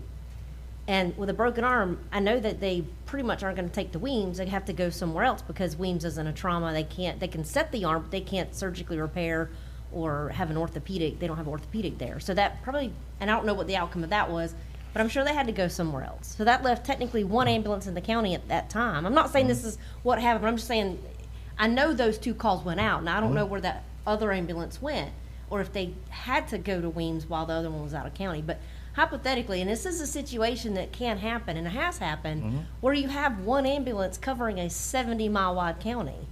Regardless of staffing, me as a commissioner, and my job is to provide for the safety, welfare of our citizens, I don't want it on my head and on my conscience that I vote for a, say, 2-1 or whatever to decrease the amount of service and have someone die or have someone.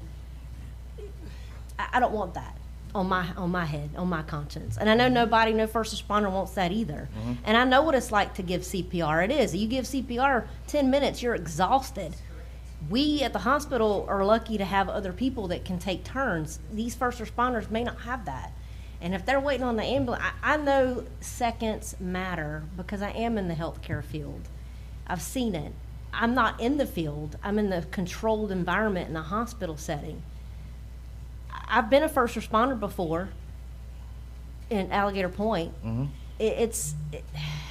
I appreciate you giving this presentation. And you're here on our behalf just trying to give us scenarios, and I appreciate that. And I just can't justify. I know that we have the tax that pays for the ambulance. I know we talked about, we're playing out all these scenarios. But me personally, I can't downgrade. I cannot downgrade. There has to be a way we're going to have to come up with. And if there's a staffing issue, then that's not on me as a commissioner, that's just, I'm not putting that on anybody. That's just my opinion. We have not only to serve our citizens that live year-round in this county, we have people that come and stay months out of the year from the north, they come down and stay. But then our visitors, our tourists, we have a festival. It seems like every weekend we have something, a brew fest, a shrimp fest, a seafood festival. You know, we have to provide, you know, safety for that. If we have ambulances out of the county, it bothers me, and I will lose sleep at night if I know that I've downgraded and somebody's life is lost because of that. That's just my opinion. I know there's a lot of things that we have to think about as commissioners money-wise, but to me, there's no price on a human life. Sorry. It could be my brother, it could be my father, it could be my family member, just like any of the rest of us in here. And those are my thoughts. I know we got to make a way to make it work, and we will, but I don't want to make it work by making it less, period. That's just my thought. In our rural Franklin County that we live in, distance and time matter and can mean everything. You notice, every ambulance has a critical link to save a life. I believe that reducing our fleet puts our families, our neighbors, our citizens at risk, and our first responders. That's how I feel about that. When seconds count, 3 ambulances matters. Our community deserves nothing less than this. Of all things, I am not for cutting emergency services. I can cut other places, but I'm not for cutting emergency services. So we need to go back to the drawing board on this and try to figure out something money-wise. I'm not about going backwards, but most importantly, I'm not about gambling with people's lives. Mr. Chairman, may I? So the increased cost in all this stuff is the FRS, the FICA, the health, the cost of making them county employees. There have been several times that this board has discussed making everybody at Williams County employees. If you think you can't afford this, imagine the whole hospital system. If you think you can't afford this, really imagine trying to take on the whole hospital system. That is the reason we still need to try to partner with somebody bigger than us, and we need to do it. I'm fine with whatever this board wants to vote for, but I can tell you today, standing here or sitting here, there's no amount of money you'll ever spend to guarantee that nobody ever passes away before an ambulance makes it there. That's not, you're not gonna buy that security. You could spend $5 million or $10 million a year, and those things are still gonna happen. So we have to find out a way of what we can afford, what we can do. I'm 100% for it. I just want this board to understand and know the decisions we're making and the impact it's gonna have on other areas that we're trying to do. Again, there was never a discussion on my point, and I think it was kind of maybe taken differently. I didn't have a chance to have that discussion between the board meeting, but I've never said that I was for reducing services. I've said, based on what we're being presented, this looks like what we can afford and where we can start at. I do want to make sure that people understand that I'm 100% behind making sure that is the one thing, Commissioner Sanders, is it not? The one thing that the state requires us is to have EMS. So we're not trying to do away with EMS, we never have been. We're trying to find a way to afford what we can do. Now, I will say, even the smallest amount adds the $500,000 increase we had last year and makes it permanent. Unless, and again, this is a budget, we won't know till we do it for the first year. It might come in $300,000 cheaper than this. It might be $300,000 more. So we're not playing with monopoly money, so we got to figure it out. So that's where I stand. I'm good with anything this board wants to do. Mr. Chairman, We're here to serve the people. I got a question. Louis, and this might be, I don't know if Mr. James can answer this, but right now the billing through the EMS goes through Alliance/Weems, correct? Yes, it goes through the billing company that Weems is currently using. Okay, and I know, again, ambulance, you're not in the money-making business when you have an ambulance, or any ambulance, or any hospital's not in the money-making business. And I know that they contract kind of the same way with these insurance companies to get reimbursement. I know that some runs, dry runs, we don't get paid for, so we might as well throw those out the window. Any run that we have on an indigent patient, we're not getting paid for. I know we bill, but we probably don't get any money for that. So the estimations that you gave us is pretty consistent with what you guys have coming in now. I know, again, it's variable, because there's no guarantee, but that's basically all I wanted to know is, and when we do bill, we get back pretty much what we're owed, right? So No, there's a Senate bill that's hopefully going through. I haven't checked to see if it went through. Senate Bill 704 that will force commercial insurance companies to pay 325% of Medicare allowable.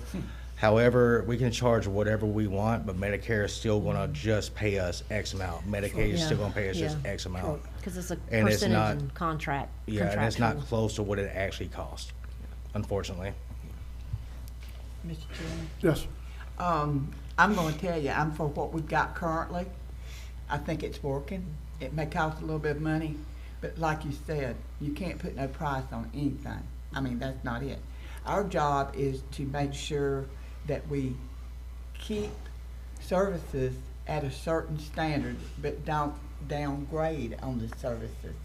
And I can tell you, speaking from having to use ambulances before and everything, and it being a life-threatening issue, you need every one of them you can get. That's right. And those folks on the ambulances, you need them too. We're very fortunate to have good people on our ambulances. They know what they're doing. They're trying to save lives. And, you know, it's just like this. Nobody can do God's job but Him. And so whether they're here or there, that's God. And we're not in the God business. We're in there to provide services. And I can, you know, I go back to this. When I came on board in 1998, we had one BLS ambulance, one for the whole county. And then we were able to upgrade with the Department of Health and their 80-20 grants. That's how we bought the ambulances. And then with the baby grants, we bought the equipment for the ambulances like that. If it had not been like that, we would have never been able to have what we have now. It may be too much, but I'd rather have too much than too little, you know. And I'm like I said, I'm for the current system, and that's the way I feel. I think that we can get in there and kind of carve off some stuff. We might can, but ambulances and the people that run the ambulances, no. Mr. Chairman, Yep. if I may, this may be a question for James, but in my mind, what I heard is right now we have a 3 in a chase. What's the reality of that? Do we have 3 in a chase or do we have 2 in a chase? Do you have We have 3, there is 3 in a chase. I mean, on paper it's 3 in a chase, but staffing, that's what I'm saying, it's gonna be a James question. Come on, Mr. James, might as well come forward. Come on down. You're the next contestant. But, and the reason I'm saying this is, you know, on paper, we're 3 in a chase. On how many average days do we have staff that we're actually 3 in a chase? Yeah. Versus what we're 2 in a chase? I think me and my fellow commissioners need to understand that, you know, I mean, what's the reality that we're living in right now? I don't know the exact numbers. Since I've come on, let's just go with when I've come on. I came on in December. For the majority of the time, we've been 3 in a chase. Okay. There have been a couple days where we've had to drop down to 2 due to staffing, but now that I'm hiring more people, it's becoming less frequent to be 2. Now we do currently have one shift that has 2 ALS and 1 BLS ambulance currently, but hopefully that'll be remedied once we decide what model we're going to go with and whatnot. But that'll be remedied to all ALS units.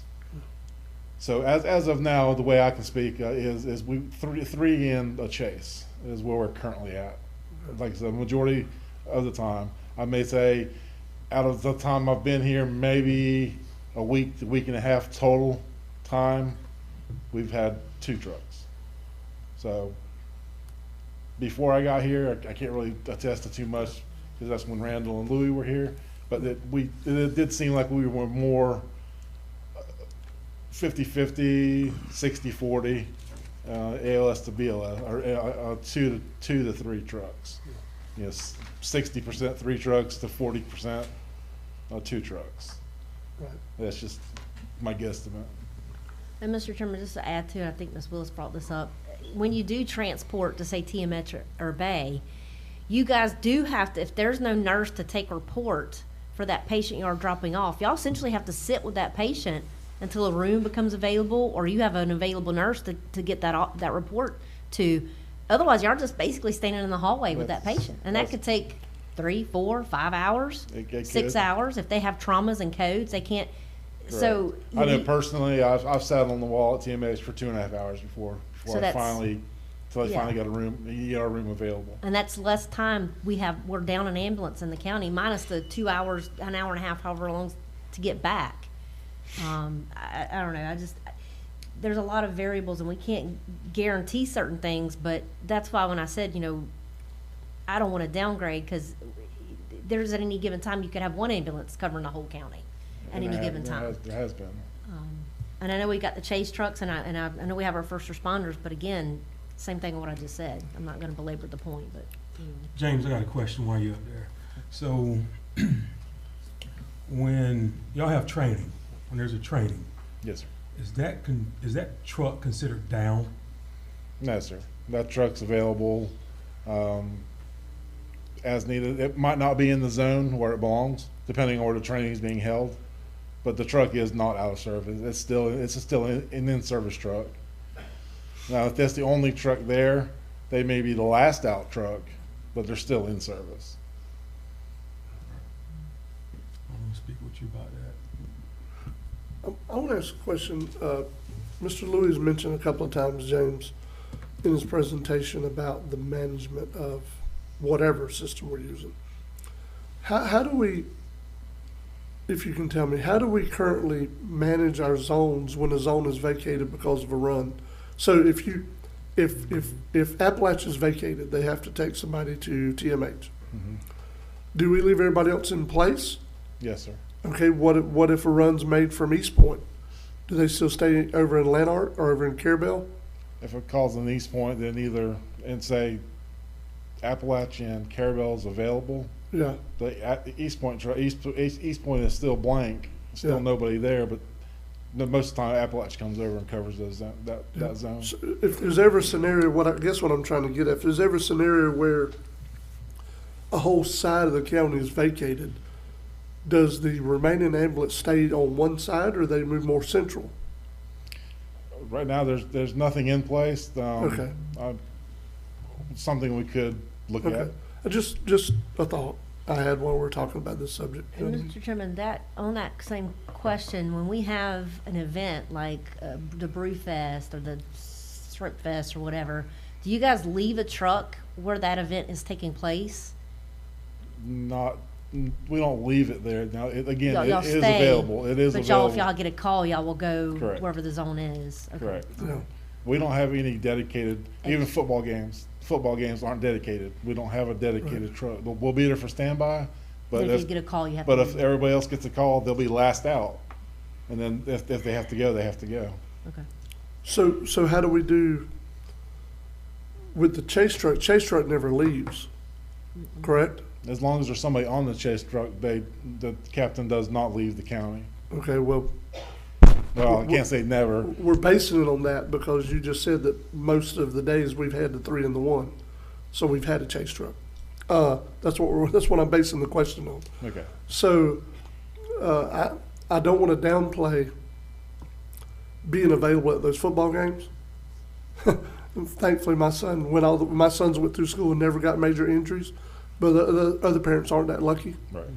And that's another time where, I don't think we need to have the ambulance over in Lanark or over in Appalachia when there's a football game going on, if it's going on in East Point.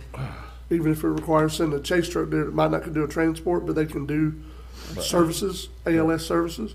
They need to be available at that football game. That's not a light thing for me. Right, and a lot of times, the chase truck and the ambulance will be there. Yeah.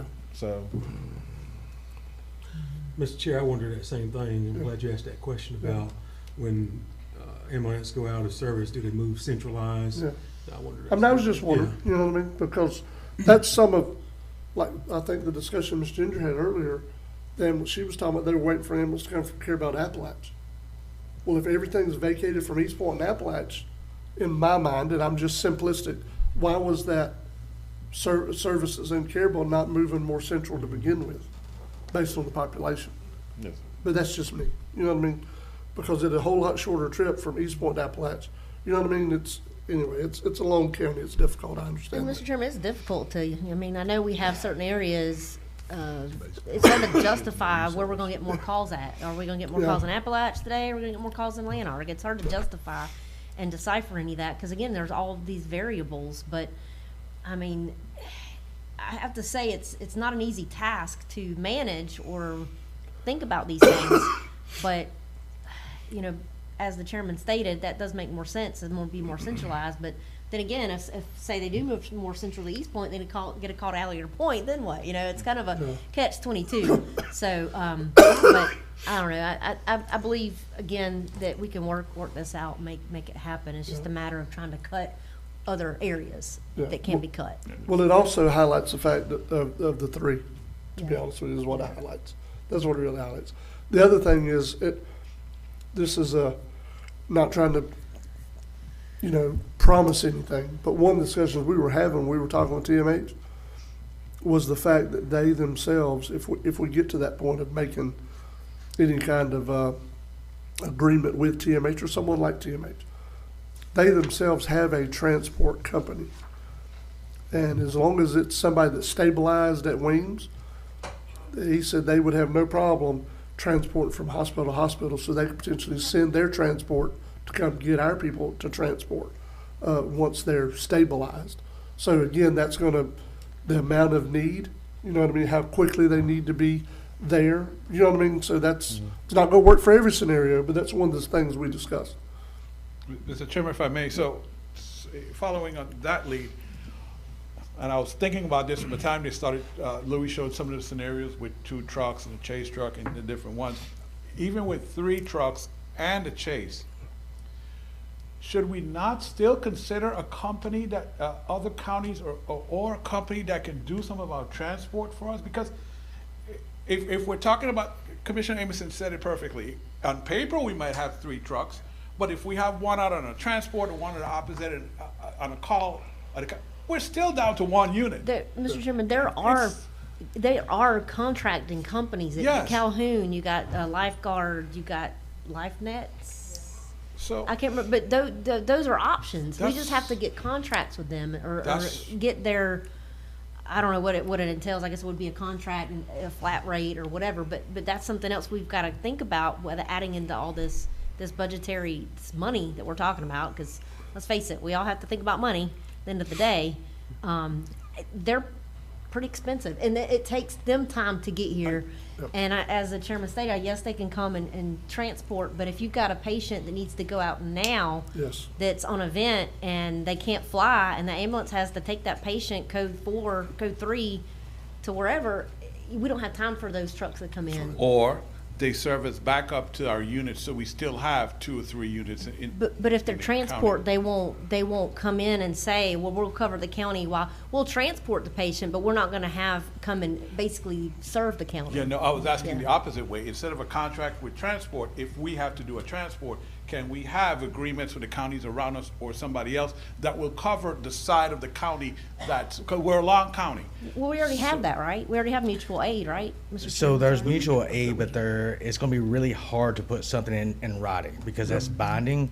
And if that side of the county is not covered, or this side of the county, but Gulf is busy, they won't be able to hold Right. up to that. That's right. Right. But we over the last 6 years, we've all helped each other out. Yeah, I get it. It's just that, again, I'm following Commissioner Amerson in what we have in paper and what we actually have going on. You know, James, you just said you spent 3 hours one day at TMH waiting. That doesn't even cover the time you took to get there. Right. And the time you took to come back. So basically, that's a unit out of the county for the whole day.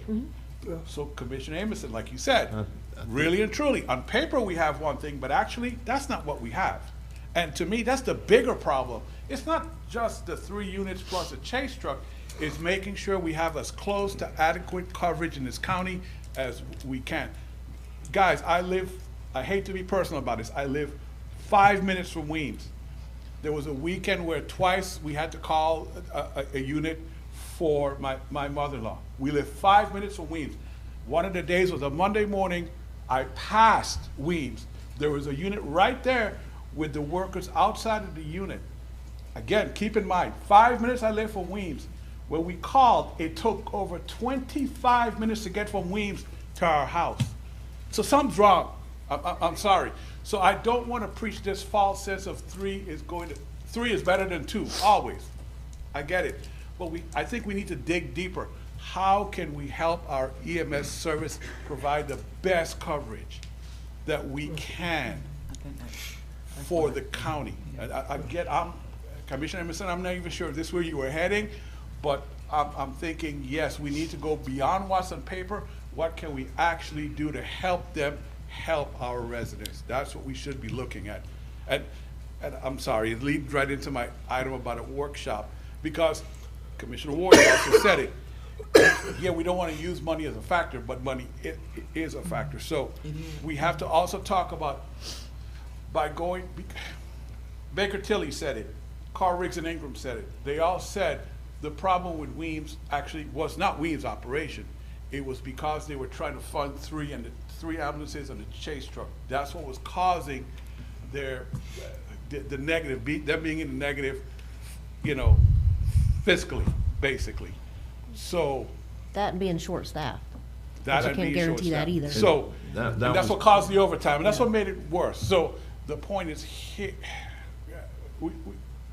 Does the board want to do a workshop, and I heard it said this morning, to discuss all of this? Because we also, like the chairman said, we also have to realize we go with 3 in the chase. If that's the best we can do, what are we sacrificing for that too? Not that sacrificing might not be the right word. What are we deferring for that? Because we also need to explain to the public they're paying for this tax. This will defer building a new facility in Apalachicola. So we want everybody on the same page, agreeing to what we're doing. What are we deferring? I hate to use the word sacrificing. What are we deferring to accomplish this? And until we can get the billing where we see, because it will take a few years, Commissioner, get the billing in and see what the actual budget actually is, where we get correct, because Commissioner Ward, staffing is a problem, but we've heard this for years. James said it, Louis said it. Once we move to a county department, that's what EMS workers are looking for. That's what they want. That was the goal. It gets them in the retirement system, so we might be able to get more people here working, to get more staff and have less overtime. But it'll take a few years to get there, and I want to make sure everybody's on board with what the cost is and what we have to defer and what services, because remember now, the chairman went to both cities to get EMS on the healthcare sales tax. Promises were made to over the Carabel services about that. Will that have to be deferred to get this done? Because we have to focus on this. I'm not, either which way, we all need to be on the same page, commissioners, and agree to everything when we move on to get this done. It needs to be done. It's not in question. 3 in the chase, if that's what we go with, we're good. Let's do it, but let's help them in any way we can, provide even better service when we get this done. With that being said, Mr. Chairman, why don't we go ahead and say this whole transport thing, why don't we find out what these companies are, call them, get an idea of what their services are or can be, how much it's gonna look like, how much, because you're right, at the end of the day, it's about money, but again, we have to think about that. It's a catch-22 double-edged sword, because we always have to think of safety as well. Safety, money, gotta pay for it.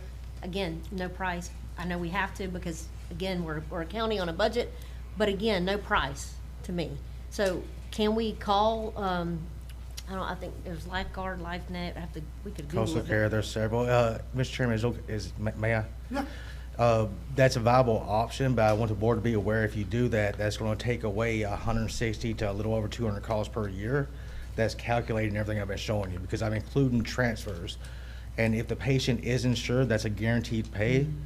So everything I'm estimating goes away if we don't do those transfers. That's a good point. Yeah. Yeah. So Gotta think about that. our billing will be a lot tighter. So So- our call volume will go down about 200, roughly between 150 to a little over 200 a year. So, James, I want to ask another question. I'm sorry. I know you just sit down. How many actual ambulances do we have that are viable for transport? Yeah, I mean, as far as our inline units, we have 3 online. And Right. we have 3 backup trucks. Okay, are any of those backup trucks available for transport?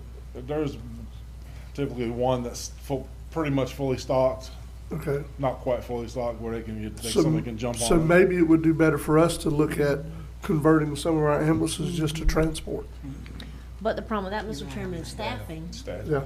But going back on your on-call thing earlier, maybe we can provide that same scenario to where you can have some on-call staff to just do transports perhaps? That's very possible, but once again, now that cost is going up quite a bit. Because now, what I had estimated for the 2, if we Yeah. do that. But right now, I understand what you're asking, Mr. Chairman. All 3 trucks that are on 24/7 are available for transports. And they do have several backups that can be put into service if needed. Yeah, 'cause I saw one of the blue and white ones the other day coming from town. I just, thank you. That's all it was, James. Thank you. All right. Well, sounds like we're gonna have a workshop because we got a lot to discuss. Yeah, we do. We're gonna need a motion on that. Yes. Yes, we do need a motion on Okay, that. I so, make a motion that we have. a can I work- ask, Louis, can I ask you one question? Yes, sir. I know, and I keep teasing you and Aaron, that you guys promised me this October 1 date for this conversion. How quickly do you need this workshop to try and keep that October 1 date, I guess is what I'm asking. As soon as possible. I've slowed down on transfer and everything, not knowing what was going to happen. Yeah. So it needs to be as soon as possible, or that day is going to have to be moved back to, say, January, for example. Now, Mr. Chairman, are you just talking about the certificate of need? No, the 2 things, we even haven't touched Okay. that one yet, Okay, that's a all separate right, motion. okay. I would like a workshop, give you guys time to gather more information and understand financially where we are. I think what you did was really good, ask Louis to contact these, transport companies, get pricing for that, so we can have a discussion with everyone, like, what was said this morning in the public comment, some other healthcare professionals in here, and the cities, everybody else in here, we're having a really good comprehensive discussion before we decide what model we're gonna try to move forward with, or how. And we need, obviously Aaron here, we need to find out, we need numbers to look at. I know, again, it's all variable and different. Yeah, Commissioners, actually, if I may, one of the, there's a lot of legwork that has to happen between, even once you all, decide on a formal, we're gonna do 3 ambulances and a chase truck, or whatever model you choose, there's a lot of legwork that has to happen between the actual go date, whether it be October 1st or January 1st. There is a lot of legwork beyond just a certificate of need. I mean, there's actually, establishing relationships and getting contracts in place with vendors, as far as for your drugs and your medical supplies. There's also, we would actually have to amend your personnel rules and actually get a completely new subset for the EMS employees. They are also going to be the first batch of employees that would actually be shift type employees on the county payroll. We would go from processing, actually the clerk's office as well. There's going to be a lot of heavy lifting on their side as well, because they would be processing that payroll. So, you're talking about the addition of possibly, 20, 22 new county employees, in addition to the 65 employees that are already included on your payrolls. So there's a lot of legwork that has to happen. Once the green light's given, there's a lot of things that can take a lot of time and a lot of effort. So just throwing that out there, if we are going to have a public hearing, you may want to delay to January 1st. We can still include a 9-month budget in the upcoming discussion, but it may be wise to go ahead and push to January 1st if we don't have a concrete plan at this point in time. Because you're looking at now, here it is May. Likely, we wouldn't even be able to have a public hearing probably until, maybe the second meeting of this month or possibly June. You're talking about 3 months to get a lot accomplished. I would like the board not to depend on Aaron as much for the financial information, but I would like to reach out to David Boland, First Alliance, and Carl Riggs and Ingram Bryan to allow phone calls with you guys one-on-one, so they can give you some information and, you know, some direction as to what we, moving forward, what it will cost, what they think it will cost. Yeah, I can actually talk all day long about the history of the healthcare trust fund, what our transfers were, what our collections were as far as that side, but as far as the actual operations of the ambulance service, that is something that's going to require other assistance. And then also, Louis, I did have another question. In the estimates that you provided, did you include an amount budgeted each year for actually replacing those ambulance units? Yes. Because historically, we had depended upon the healthcare trust fund or even a mixture of state grants to actually replace the ambulance units.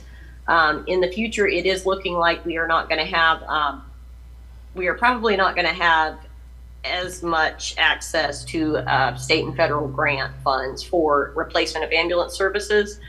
And then also, if it becomes an in-house county department, we need to actually budget that, because we would probably be having to replace one of those ambulances at least one every other 2 years or one every year. And they're very expensive. Kind of like what you do with your road department and solid waste. With those. If you stay with the 3 ambulances in a chase vehicle, because of the 3 ambulances, you'll have to order a ambulance every year. Yeah. Okay. We just budget for that. And Mr. Chairman, you ever lease? Do y'all lease and we'll color, or do y'all ever, can you lease? You can. Okay. Yeah, you can. We don't do it with the fire trucks, but not the ambulances. And if that's the case, you would lease the truck itself, not the equipment on board? Correct. Okay. You can do leases with the equipment as well, because some of the equipment gets pretty expensive. But that is a possibility. We're by the same, Okay. I see where you're going, Commissioner. So Yeah. we get the same frame, Right. basically, and then we just move it from one unit to the other. That I way we got won't you. be responsible for maintenance costs. Yeah. I mean, we put a lot of miles on those ambulances with a 70-mile wide county. I know we lease some of our equipment from our road department and our Parks and Rec. Why not try to lease it? It might be a cheaper option. Good idea. So, when it comes to the workshop, Commissioners, because I know we're so late for the public hearing, since we're moving to January, my suggestion is let me look for some dates in June that we can do it at.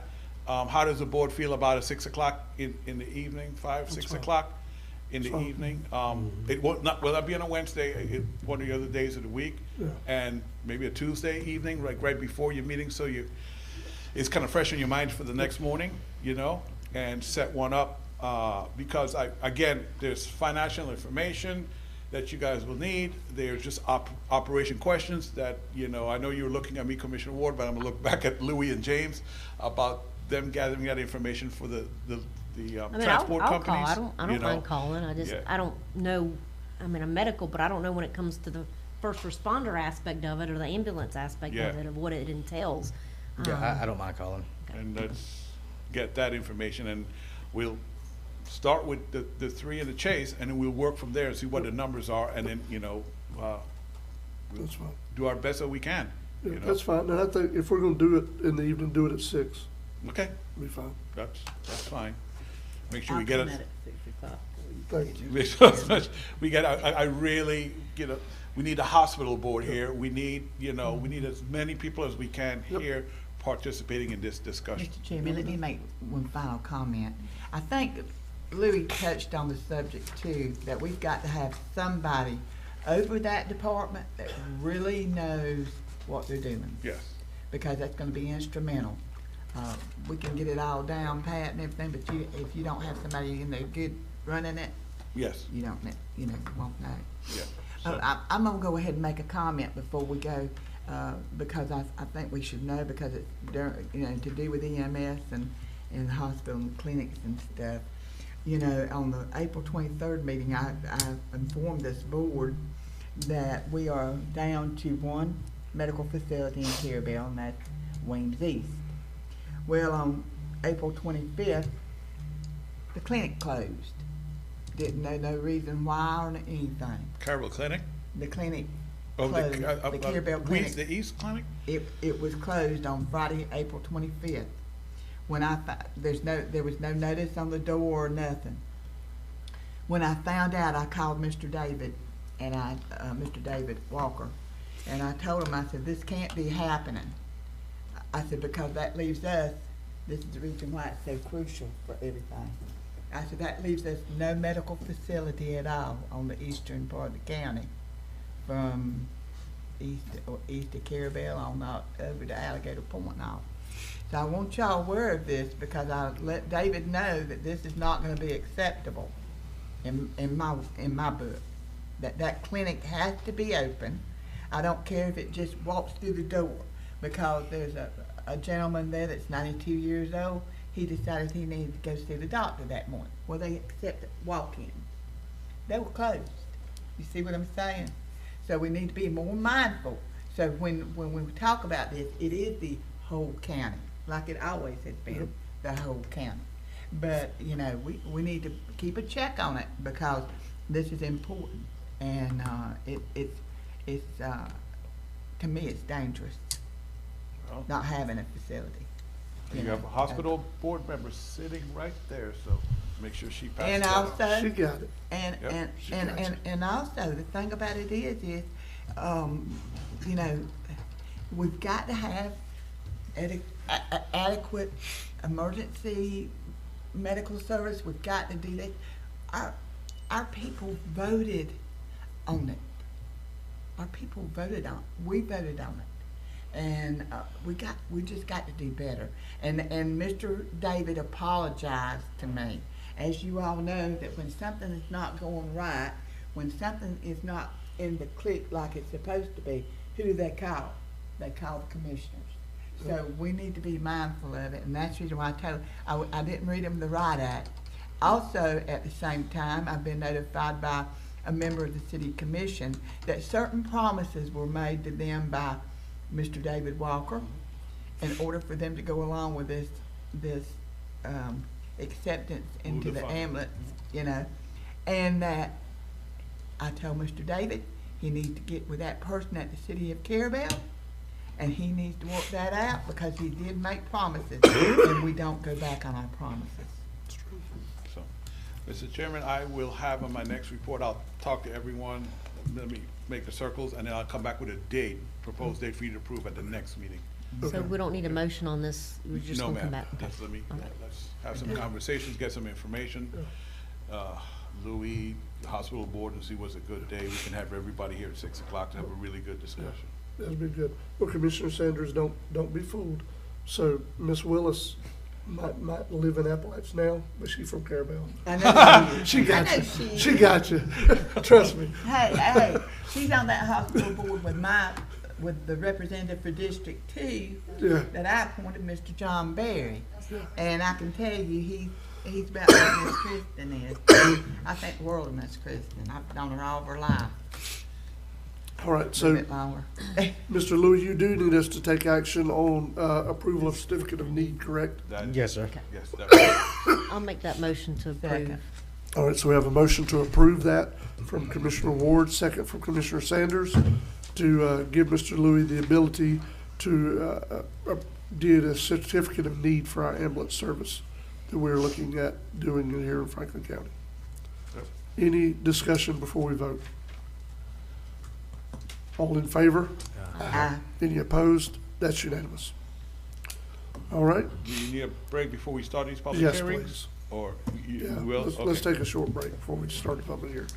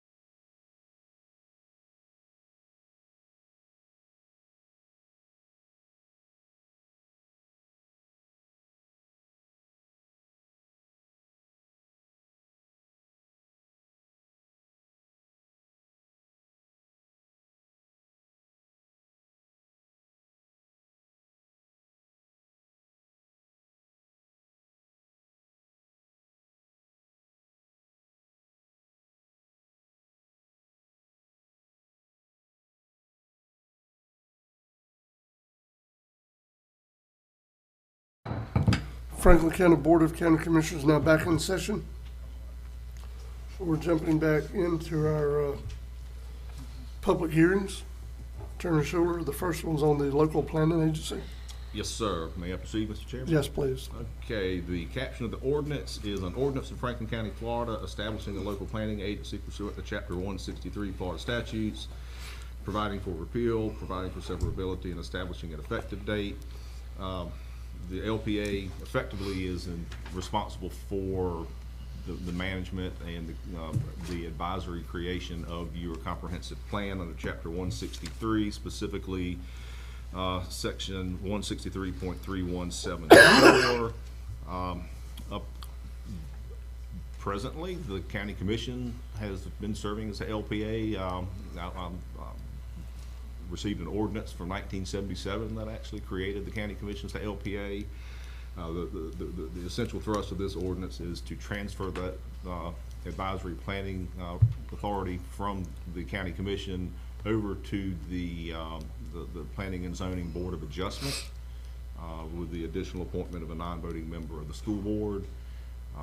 The purpose of this ordinance is more procedural. It's not substantive. We're not changing the responsibilities or anything for the local planning agency. Is just essentially transferring that statutory authority from the County Commission to the Planning and Zoning Board of Adjustment, and adding a non-voting member of I shouldn't say non-voting member of the school board. It's the representative of the school board, and I understand they've appointed Mr. Steve Lanier to serve that purpose. Okay.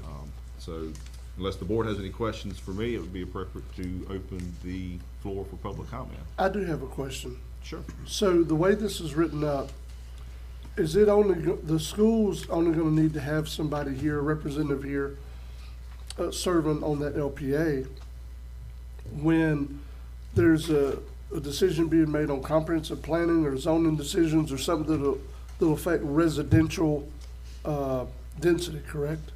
Right. Well, they're required to be a member of the LPA. Right.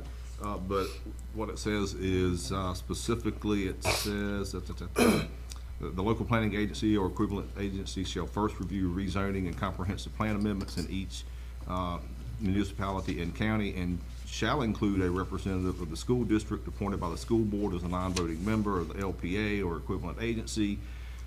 To address your point, to attend those meetings at which the agency considers comprehensive plan amendments and rezonings that would, if approved, increase residential on the property that is the subject of the application. Right. And the way I've set the ordinance up is the LPA would only meet when there are qualifying matters before the P&Z BOA board. Okay. So would this be done, I guess, would they be meeting at the same time as Yes. the P&Z board? Yes, Would there'd be one and the same. Okay. All right. The reason I asked that, I had some residents ask me about that, the way that we have all the different whereas clauses instead of just quoting the actual statute, trying to summarize the statute. They just had concerns over that. Didn't know if we were opening ourselves up to some problems. Yes, I've read that email, Commissioner. Yeah. I think that the ordinance as written is legally sufficient. Okay. I mean, I drafted it, I reviewed the statutes, I drafted the ordinance, I shipped it up to your outside land planning counsel, David Theriak. He and I think is legally sufficient.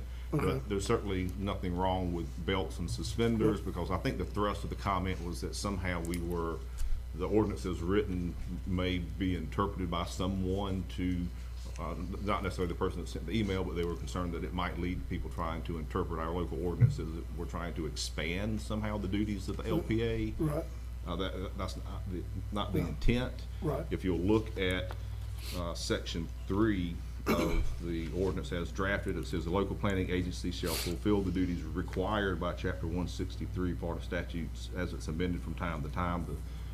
The purpose of that language is to limit the LPA just to the duties assigned by Chapter 163. So I think it's sufficient in limiting, but nothing wrong with belts and suspenders. There's some proposed additional language that I can share with the board if I may approach the bench. That's fine. As we would say it for. Came in this morning and just made an edit to paragraph 3, which is the belt and suspenders I'm referring to. makes it extremely clear that this ordinance does not in any fashion expand the authority of the LPA beyond chapter 163. And I'll read that into the record as soon as I get back. Okay. I'll give y'all an opportunity to read it. Of course, the underlying language is new language.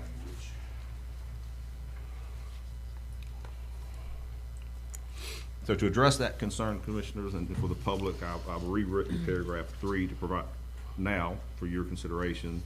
The local planning agency is strictly limited to and shall only fulfill the duties required by chapter 163 Florida statutes as amended from time to time, and not any other duty. This ordinance is not intended to, and it shall not, expand the lawful duties of the local planning agency required by chapter 163 Florida statutes as it is amended from time to time. All right. Very good. So if the board wanted to adopt the ordinance as presented, I think it's legally sufficient, or if you wanted to adopt the ordinance with the amendment to paragraph 3, I think you have the authority to do that. Okay. Any other commissioners have any questions for Attorney Schuler before we go to public comment? All right, seeing no questions, you do not have to have filled out a speaker card. This is a public hearing. If you wish to speak about this potential change, now is your time. The podium is open. Anyone here in the public that wishes to speak? Please state your name for the record. You have 5 minutes, ma'am. Barbara Sanders. I didn't have a question until you asked your question. Okay. Did you ask if it only applies to residential rezonings? No. I'm saying does, as I understood it, the requirement in the statute, and I'm not a lawyer, is that there be someone from the school district there when you're talking about rezonings and or things that are affecting density, that's what the requirement on the LPA for a school board member or a school board representative was for density issues, only for concurrence, I guess is what I'm trying to get at. So does this ordinance then, for example, if someone wants to change zoning from commercial to residential, regardless of a density issue, the LPA applies, am I correct? That would be my interpretation. Right, regardless of whether it's residential or not. And Right. then also, if you are going to amend the comp plan, that goes to the LPA first. Correct. Right. They make advisory opinions to the county commission. And any land development regulations go to the LPA. Yep. Well, they make recommendations for the I understand. consistency with the comp plan.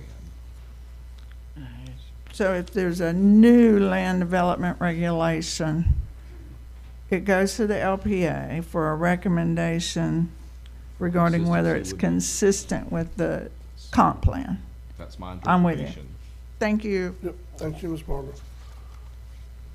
Justin has his hand raised. Okay, Mr. Steele, go ahead. Yes, good morning. I just wanted to ask a question. So if the LPA, the school board member, was not able to attend, any kind of amendment would still be able to go forward though, correct? Yes. Yes, in my opinion, it says they have to be appointed and they should appear. There's nothing in the statute that says the meeting's invalid if they fail to appear at a scheduled meeting. Yeah. Okay, I just want to make sure we're on the same page. We are, yes, sir. All right. Anyone else in the room that wishes to comment on this publicly? Is there anyone else with their hand raised via Zoom? Anyone attending via Zoom would like to comment, please indicate by raising your hand on your device. You'll be recognized by the chairman. All right, sir. No hands We've taken raised. public comment. Attorney Schuler, it's back to you. I'm sorry. We've taken all the public comment. Okay, well, unless the board has any further questions for me, then you are in a procedural position to adopt the ordinance as presented, or you can adopt it as amended, as I've also presented to you the amendment to paragraph 3. Mr. Chairman, I will make a motion to approve this based on the amended version. Okay.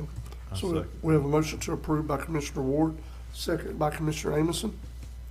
Any additional discussion on adopting this ordinance as it has been amended? Seeing none, all in favor? Aye. Any opposed? That's unanimous, 5-0. All right, sir, now we have a public hearing for animal control. Yes, sir, we do.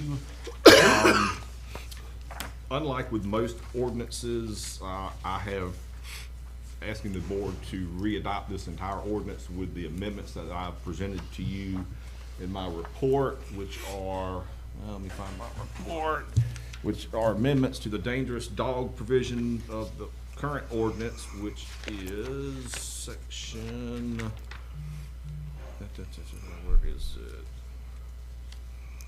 6.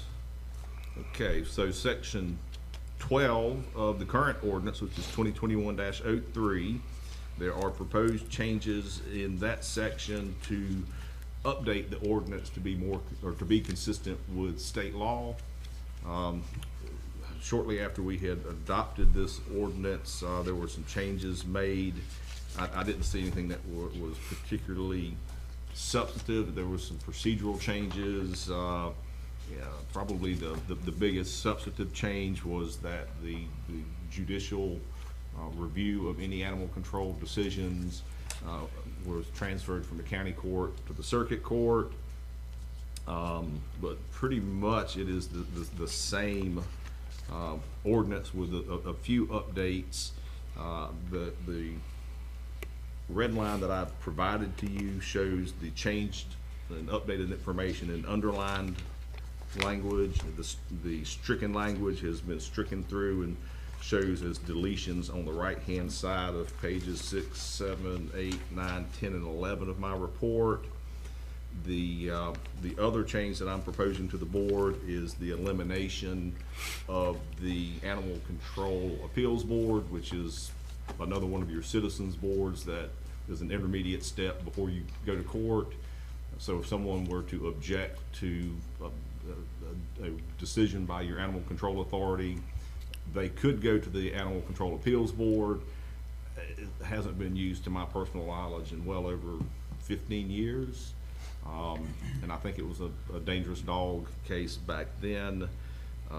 So it's hard enough to find volunteers. So my recommendation is to eliminate that procedural step out of the ordinance. People have just, if they challenge a ticket, they've just been going to court anyway. So unless you want me to get down into the weeds and read every change from that's being proposed, I will do so. Otherwise, I will just answer any questions that the board has before you proceed to public comment. Mr. Chairman, I've got something. All right. I just want the people in public to be aware, because I know I got phone calls about this. I don't know if any of the commissioners did. This has nothing to do with hunting dogs or hunting or any of that. This is two topics that we're covering. We're basically shoring up the ordinance based on the Florida state statute, and basically with what has to do with the dangerous dogs and the board set up the way they handle the actual, I don't want to say complaints, but the actual judicial part of it, the tickets and stuff, the finality. People hate when lawyers do this, but that's a yes and no answer to your question. There's no general provision regulating, the number of hunting dogs and things of that nature. However, this ordinance does provide, as all your prior animal control ordinances have provided, if a dog is declared dangerous, it cannot be used as a hunting dog any longer. Okay, it just can't.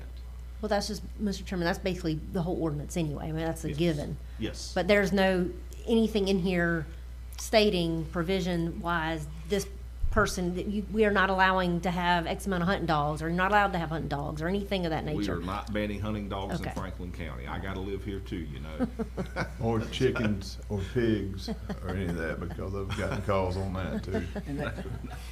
Mr. Chairman? Yes. They called me and I said, hey, what do I do? Don't I hunt? See, I figured we done address some of this stuff right here. Y'all Thanks, know guys, better than that. appreciate it. But I'm telling you, I would never ever do anything to control people, how many dogs they can have, hunting or otherwise. You know what I'm saying? That's not our call. But anyway, I told him, I said, hey, I wouldn't be sitting in that chair if I can tell you, over on that side and this side and the other side, if you was against anything to do with hunting dogs, you better be on out of the county, cause, they're not gonna do it. But, and I got 4 brand new puppies, so. But anyway, Mr. Chairman, thank you for that. You only want to be allowed to have 2 puppies after today. No, I can have 4. No, we just established that's not what this is about. I want to make sure that people are aware of that.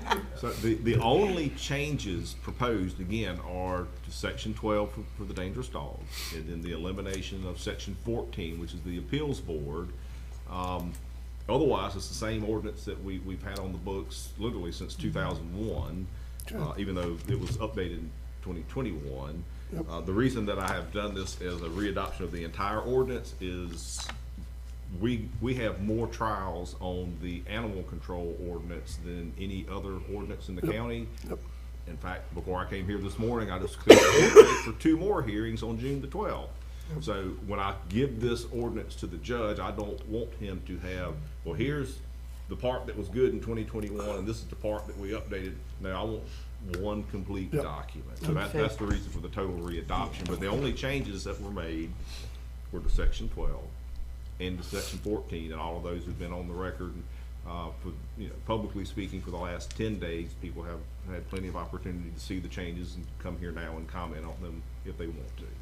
Mr. Chairman, I got one more question. Yes. Obviously, this came about as a recommendation from our animal control folks. Actually, it came, Commissioner Amison had asked me to review that issue and bring it back to the board with a recommendation whether to update or not, and so that's how that happened. Okay. But I did confer with animal control. I've spoken with Mr. Davis specifically about, and mainly about the changes to eliminating the appeals board.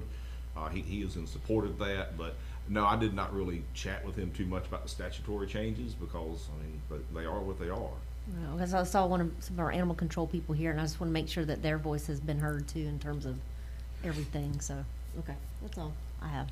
Attorney Sherrill, I only have one small thing. It's the pages aren't numbered, so I don't know where to tell you. It's right above section 13. Fighting or baiting of animals is prohibited. Yes. Paragraph above, can we change the word bay to the word Franklin? Let me see where we are. Yeah, see, got that. Just above. That's on page 17.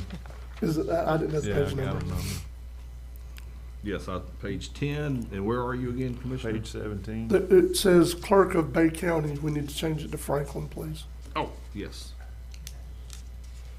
The only other question I have, and I read through it pretty extensively to see how the language is matched. There is one in the state statute that I did not find included in ours, unless I just missed it. And it's under, hold on, I'm gonna give you the right heading.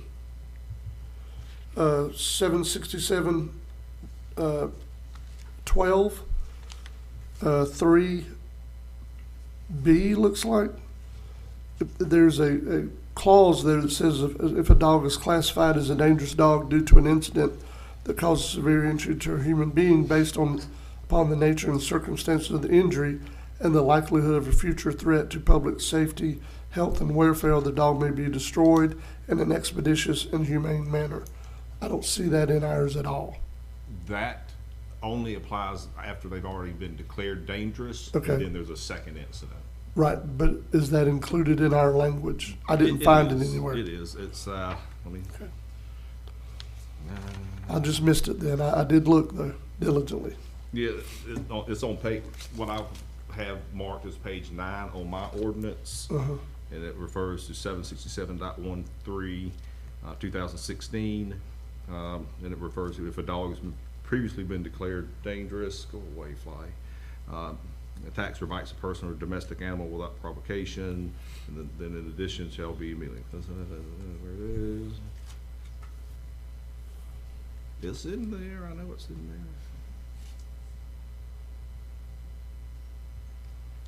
there. If an animal has been previously been declared dangerous, attacks or bites a person or domestic animal without provocation, they're guilty of a misdemeanor of the first degree. In addition, the dangerous dog shall be immediately confiscated by an animal control authority, placed in quarantine if necessary for the proper time, or impounded and held for 10 days to give the owner an opportunity to appeal. And then the 10-day time period should allow the owner to request a hearing. Is that what you're referring to? No, I'm referring to, it's after all that. There's Okay, a yeah, section. new subsection 2, I'm sorry. If a dog that has been previously been declared dangerous attacks and causes severe injury to or death of any human, the owner is guilty of a third-degree felony. In addition, the animal should be immediately confiscated. There's still the appeal period. That's. So I will need to look and see what you're talking about. Okay. Yeah, I just pulled up the statute and put it on here is what I'm saying. Yeah, I didn't bring a copy of the statute with me. Yeah. Yeah, I didn't see any provision in our statute or in our potential ordinance, sorry, where even if a dog has previously been considered dangerous, I didn't see this kind of language in our ordinance. Yeah, I'll have to see with what you're looking at, Yeah. Chairman. So I mean, I went through this several times, reading it line for line, word for word, but Yeah. I know I'm not perfect either. Well, none of us are. So do you want to table this to a time certain for reconsideration and allow me time to look at that issue? Well, I mean, I do think it's important. Let me ask you this. Is the wording of our ordinance based on the statute or based on the wording that we have in front of us? No, it's based on the statute. Okay. So if there's something we missed in that statute, is it still covered? Yes, it says, we have adopted and incorporated by reference 767.12. Yep. Which then it says, which reads as follows. They are adopted and by reference made a part of the article of this ordinance. Yes. So I think it's incorporated by reference, but Yes. the whole purpose of this was to take any new language in the statute Yes. and incorporate it here. Right. So my recommendation is if there's something that I have missed, then let's table this until the next meeting at a time certain, say 11 a.m. Give me a chance to see what you're looking at Yeah. and compare it to, because trying to do it live right now is just not going to work. Yeah, I understand. I just, like I said, I was reading through it last night. I just don't find that language in here anywhere. I want to know if we did take action today, is that language included? In my opinion, yes, it's included by incorporation by reference, as I just read to you off of page 6 at the beginning of subsection 12 for dangerous dogs. But the point of this is clarity, so that when we have any future hearings, it's all Yes. incorporated into one document. So, I mean, we could have just incorporated by reference under the old 2021 ordinance, but I think it needs to be in writing for the benefit of both the public and the court, as opposed to an incorporation by reference. Right. And trying to read through all of this now live is going to be difficult. Yep. So my recommendation is table until May 21st at 11 a.m. Let me get with you, look at what you're looking at. Okay. Let me double check it against the ordinance as I've drafted it, and then we can circle back on May the 21st, your next meeting. Well, since the public is here, I will go ahead and take public comment though. Absolutely. And, Mr. Chairman, if I could, Attorney Schuler. Yes, sir. During that time frame, let's get together, because I found some other things that are not consistent in this document. Okay. And then we can brush that up as well. Okay. All right, so at this time, we will take public comment. I don't know that the board is going to take action today on this item, but you're already here. You've already taken the time to be here. If you wish to comment, now is your time. You do not have to, come on, floor, please. You do not have to have a speaker card filled out. It is a public hearing. Please come forward, state your name for the record. You have 5 minutes, ma'am. Hi, I'm Diana Anthony. I was recently involved on the February the 28th with a dog attack, 3 bulldogs attacking the family dog and my daughter's dog. My issue with the ordinance is just the dangerous dog aspect. I had other issues with this that I addressed with Commissioner Amison, but my main goal right now is just to talk about the dangerous dogs. And throughout here, it relates to, it talks about the owner of the dangerous dog being able to self-quarantine. I don't think that should be allowed. I think that when a dog has killed another dog, has been so aggressive that it maimed another, injured adults, because you know your family pet, you're going to run out there even though you're not supposed to, and you get right in the middle of it. And I think that animal control should have them in a quarantine for 10 business days from the date they pick up the dog, not the date of the event, but the date they pick up the dog. And I think that's wise so that a true determination can be made as to whether this dog is dangerous. The, letting the owner self-quarantine, you can't see whether the dogs are aggressive to others, to other dogs, people, children, but they could address whether, the staff are getting aggressive treatment at the facility. They'll be able to determine how aggressive these dogs really are in that 10 business day period. I also think that the ordinance should address it as one attack before declaring the dog dangerous. It says subsequent, or 2 events. And I think that if one event is aggressive enough to cause animal control to get involved, then why are we going to say, oh, we'll give that dangerous dog another chance before we call them a dangerous dog? I think that that distinction needs to be made, that it can be based on one attack. In my case, there was 5 dogs involved, 2 in a fenced-in yard and 3 that broke through our double gate and got in the yard and attacked and killed one, and like I said, severely injured another that had to have 2 different surgeries. Once the investigation starts, what I would like to see happen is that in addition to, they did a great job, they're good people, and I don't have any problem. They acted under the law, but I think that once the investigation starts, they take the pictures, they look at everything. I think the neighborhood needs to be canvassed. See if anybody else has had trouble with these dogs. Because once I started telling my neighbors, I want you to look out, you've got kids riding bikes, these dogs attacked my dog, they were like, oh, we've had trouble with those dogs. Well, why didn't you tell somebody? Another neighbor told me the same thing. Oh, we've had trouble with those dogs, they ran us in the house. So it might help if the investigation is expanded beyond, just the 2 families involved. And the other issue I have is with, when they come out, you have an affidavit that you have to fill out, a sworn affidavit saying what you witnessed. But it's got to be notarized. And it wasn't a problem for me. I filled it out and went and got a notary to witness my signature on it. But there are families or business owners who can't leave their home or their business to go get a notarized statement. If I call the sheriff's department, they're going to come out and they're not going to say, oh, we can't do anything till this is notarized. I hope that makes sense. I understand the whole thing of a sworn oath, but once you get to court, you're going to have to get depositions, you're going to have to make another sworn statement. So I don't see where the notary part of this is a big deal. I think that this is a big public safety issue. What is the county's liability if you fail to declare a dog as dangerous and then those same dogs get out and attack and kill a kid? Is there a county liability in that? I saw where we've added the $1 million insurance coverage, but you knew it was a dangerous dog. Why didn't you deal with it? That's where I'm at.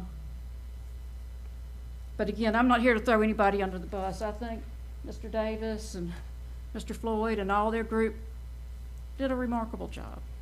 I just think the code needs to be changed to be a little more aggressive. We don't have to go by Florida statutes. We can be more aggressive in what Florida statute says. Why can't we set the standard instead of letting other counties dictate or, you know, what the standard is gonna be.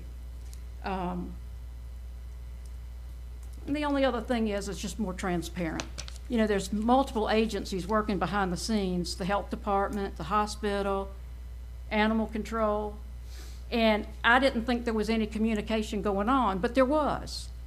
I had reached out to all these agencies because I got angry at the whole situation, and they're working together, but I think that the transparency would help, that, you know, that they just pick up the call, you know, if I had heard from, say, the health department, say, hey, we got your dog bite forms and we're looking into it. Does that, I hope that makes sense. There's just so many people doing their part that sometimes they forget about the victims involved. And so that everything's happening, but sometimes you just feel like you're excluded from the process because everybody's got a set way to do it. Maybe a standard operating procedure changed. You know, I don't know what those behind the scene changes are. Did I forget anything? Okay. The only other comment I would make is the dangerous dog provisions, I think do need to be included, that y'all were talking about earlier. Because when I read this, I'm thinking it's complete. I don't want to have to look for that little note that says, if Florida statutes changes, this changes too. That means nothing to me. I'm not a lawyer. Though I will tell you, I did read Florida statutes. I read this. I went out and read the Florida Administrative Code. So I did my research. I think this is a good start, but I do think changes need to be made. And one of the things that I saw that was missing is the description of what the pen has to be like once the dangerous dog is declared. In the prior ordinance, or what I saw in Florida statutes, did clearly define the dimensions of the pen. It can't be any smaller than, you know, and I think that would be helpful when someone has a dog declared as dangerous. There's certain standards they have to meet and for certain signage they have to put up. And I think that needs to be clarified again because it was missing in this. Okay? Thank you. Thank you. Yes, ma'am. Anyone else? Good morning. Good morning. My name is Molly Hill. I live on 6th Street in Apalachicola. Back in November, I was attacked by a pit bull from my neighbor's house. The dog leaped off the porch, grabbed me by the leg. I was just walking to a friend's house in the middle of the road, not near the dog's yard. That dog has been euthanized because it was a dangerous dog and it had bitten multiple people before. So I've been very alert to the dog situation in our town. The people across the street that live across the street from where this dog was don't allow their grandchildren to go out when there are dogs present at that house. They come and go. And the other lady does not let her children who live there play anywhere but on the screen porch. And I tried to explain to her I didn't think a screen necessarily would keep a dog away from the children. But there are multiple dogs back at that location. I have sent pictures to animal control where dogs are in the street, not tethered. The last time, well, I drive by frequently, but the last time the dogs were chained in the yard. But when I talk to animal control, I get different answers. So I am concerned that everybody be on the same page, that around town, people don't tend to report necessarily a dog that is aggressive. They don't want to disturb the neighbor. They don't want to upset anyone. Well, that's detrimental to others. But I'm not sure it's clear at animal control how many times does a dog get to bite someone before they are designated a dangerous animal. So just recently, somebody that works with me got bitten on MLK. The lady had 3 dogs on leashes. The pit bull got loose and bit his foot. Then he fell off the bike and injured himself, and so he had to go to the hospital.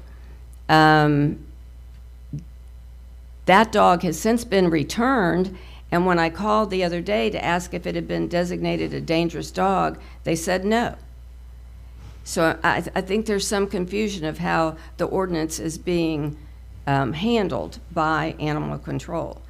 The other thing I wanted to bring to the attention of the commission is there are no rabies vaccinations available in Franklin County. The health department doesn't have it. Weems doesn't have it. I had to go to Port St. Joe. I have a way to go to Port St. Joe. The other individual who was bitten rides a bicycle, and so he doesn't have a way to go to Port St. Joe. Neither of us were offered or even discussed rabies by Weems when I went. And I was getting ready to have open heart surgery. I called my doctor, and he went, well, of course you need to get it, because the dog wasn't vaccinated. So I'm concerned that this is becoming quite an epidemic. I know at least 4 people in my neighborhood that have been bitten by dogs in the last year. And so I think it's a bigger, Mr. Schuler, I think you mentioned there's lots of dog cases that are going through the court system. I don't know about that, and it looks like you've changed the appeal board now to the circuit court, so maybe there'll be, there will be one less step to getting some judiciary relief. But I am very concerned that this issue is a big one in Franklin County. Thank you. Thank you. Anyone else? Ms. Barber? Could I make an additional comment? If you could do it quickly. I mean, you did speak for about 10 minutes earlier. I know, I'm sorry. When Mr. Schuler was talking about the changes, he was talking about he had redlined some stuff and then added some stuff and, From our ordinance. Yes, ma'am. Right. Yes. What we see is just a final product that's being recommended to the board. Yes. It would be nice if that is also posted on the agenda so that we can see what changes are being proposed, because sometimes it's hard to figure out what's been removed and what's being added. And if we could see that edited copy, for the public, that helps sometimes in seeing what's changing. We didn't see that. That was not attached to the agenda that I saw. Well, Mr. Chairman, It's a draft. That may be due to lack of communication with me and you, because I know when we were looking at it, you were on the presentation thing, but if you go to the attorney's report, which is what I was on when I couldn't figure out what you were talking about, it's there already. It's just in the attorney's report. Okay, because see, I just clicked on the Yeah. draft, I think, is what, so I didn't realize Well, there was a distinguishing factor. Yeah, I'm you was sorry. looking at the draft and the presentation, but on his report, that's what I was telling you, under his Okay. report has that. Okay, I didn't know that. Thank you, And though. Mr. Chairman, isn't it on the clerk's website too? Yes. So if you can't find it on our report or it's not up, you can always go, a matter of fact, I believe Madam Clerk Maxwell posted it on, I know people don't do Facebook, but, she did, I remember posting it when all this began, because I was looking for it too. I know that there was some confusion about the ordinance and us changing it, and we as commissioners hadn't even looked at the ordinance, so that basically we're trying to advertise, and I got advertised too early, and then, so she posted it online, and it's on the website as well, so. I didn't realize that. Thank you, though. Yeah, right. No, but my report is on the agenda, right? Yeah, it Yeah, was. so there's multiple ways to get it, Yeah, so but the public's aware. So next time, I guess, just send me the red line version also, I'll add that under the. Okay. I didn't look at everything under No, Michael's that's stuff. okay. It was, Yeah. I'm sorry. No, no. Mr. Schuler's.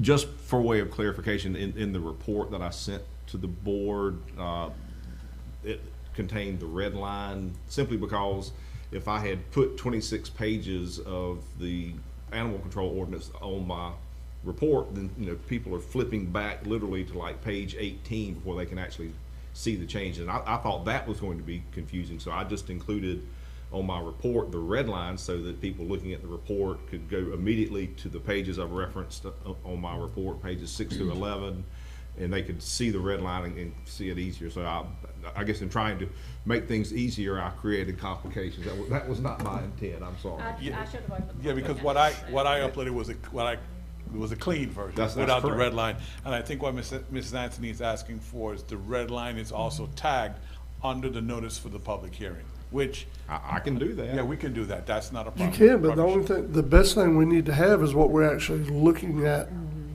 adopting. Yes. That's what the public needs to see. That's, yeah, because then they get confused as to what Yes, we. exactly. Yeah, so maybe they can request it, send me an email and request a red line, and I send it as a separate email rather than adding it to the agenda, either. Again, I'm gonna fall on that sword, because I spoke with Miss Anthony and told her to go, go to the county website, pull up the agenda that was there, and she went to the presentation, which is, and in that miscommunication, the stricken stuff was in the attorney's report, and I didn't clarify that, so that, again, like I said, that's on me, so. Ms. Barber, did you want to speak? Barbara Sanders, and I apologize, I just don't hear very well. Mr. Jones, you had asked, I'm not sure I understood what your question at the beginning of. There was a section in the actual state statute in the middle of all of that that is missing out of our proposed ordinance. And what is that language? It has to do with, once a dog has already been considered a dangerous dog, Yes, sir. it gives the county and our county staff the ability to destroy the animal. Okay, so that is without in, any further going along in another procedure and another procedure. There is a point where it can be determined, no, this dog is way too dangerous. We're done with this dog. But it's not included in our language. well, I'm looking at 12B, and it says, after the quarantine, then the animal can be destroyed in an expeditious and humane manner. That's in 12B1. Are you referring to our ordinance we have or the Your state? proposed ordinance that was attached to the agenda, 12B1. And the only reason I'm asking is I can't be here on the 21st, so I don't want to. Yes, ma'am. That's not a problem. That's why I went in and took public comment, Ms. Barber. So if We're not you, trying to bypass nobody. You said so it's on which one? 12B1. I don't have page numbers from, if you go to the one that was attached to Michael, the notice part that says, here you are, here's what we're gonna hear. I look at that draft ordinance, section 12, which is long, but it starts out with A, so scoot past all those numbers and get down to B, subparagraph 1. Miss Barber, excuse me just a moment, that's on page 16. Yeah. Yeah. Okay, sorry about that. I was No just trying to worries. get everybody there. Yeah, that's on page 9 of my report. I'm just making sure that's what you want included.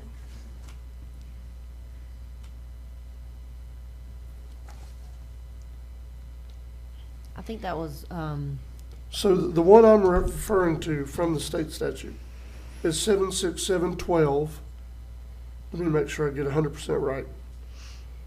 1, 2, 3, 4, 5.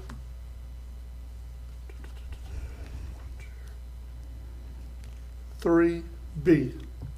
3 is no permit, not permit the dog to be outside the proper enclosure unless the dog is muzzled or restrained by a substantial chain or leash under control of a competent person. That's in here. The muzzle must be made in a manner that will not cause the injury to the dog or interfere with its vision or respiration, but will prevent it from biting a person or animal.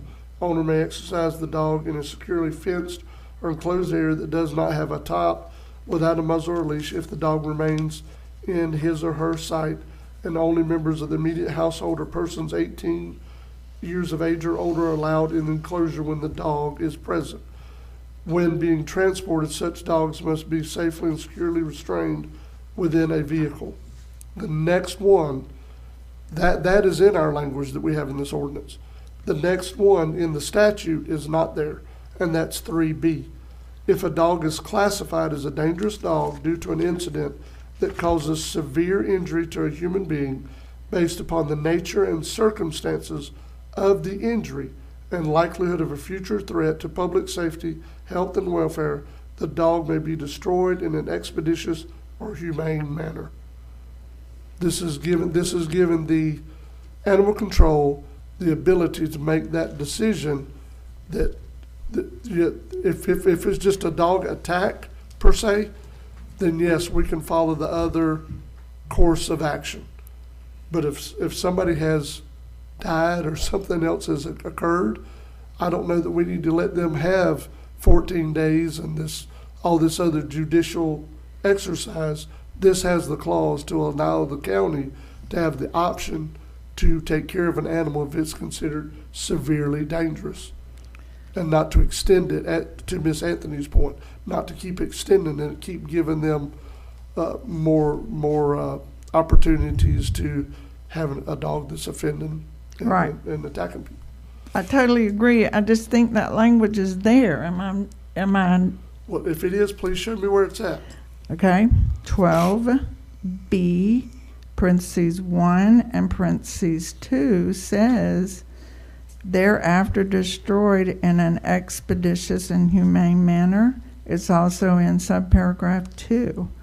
So I was just trying to figure out what you think's not in there, but. Well, I was reading the statute and our ordinance side by side, and then there's a big gap.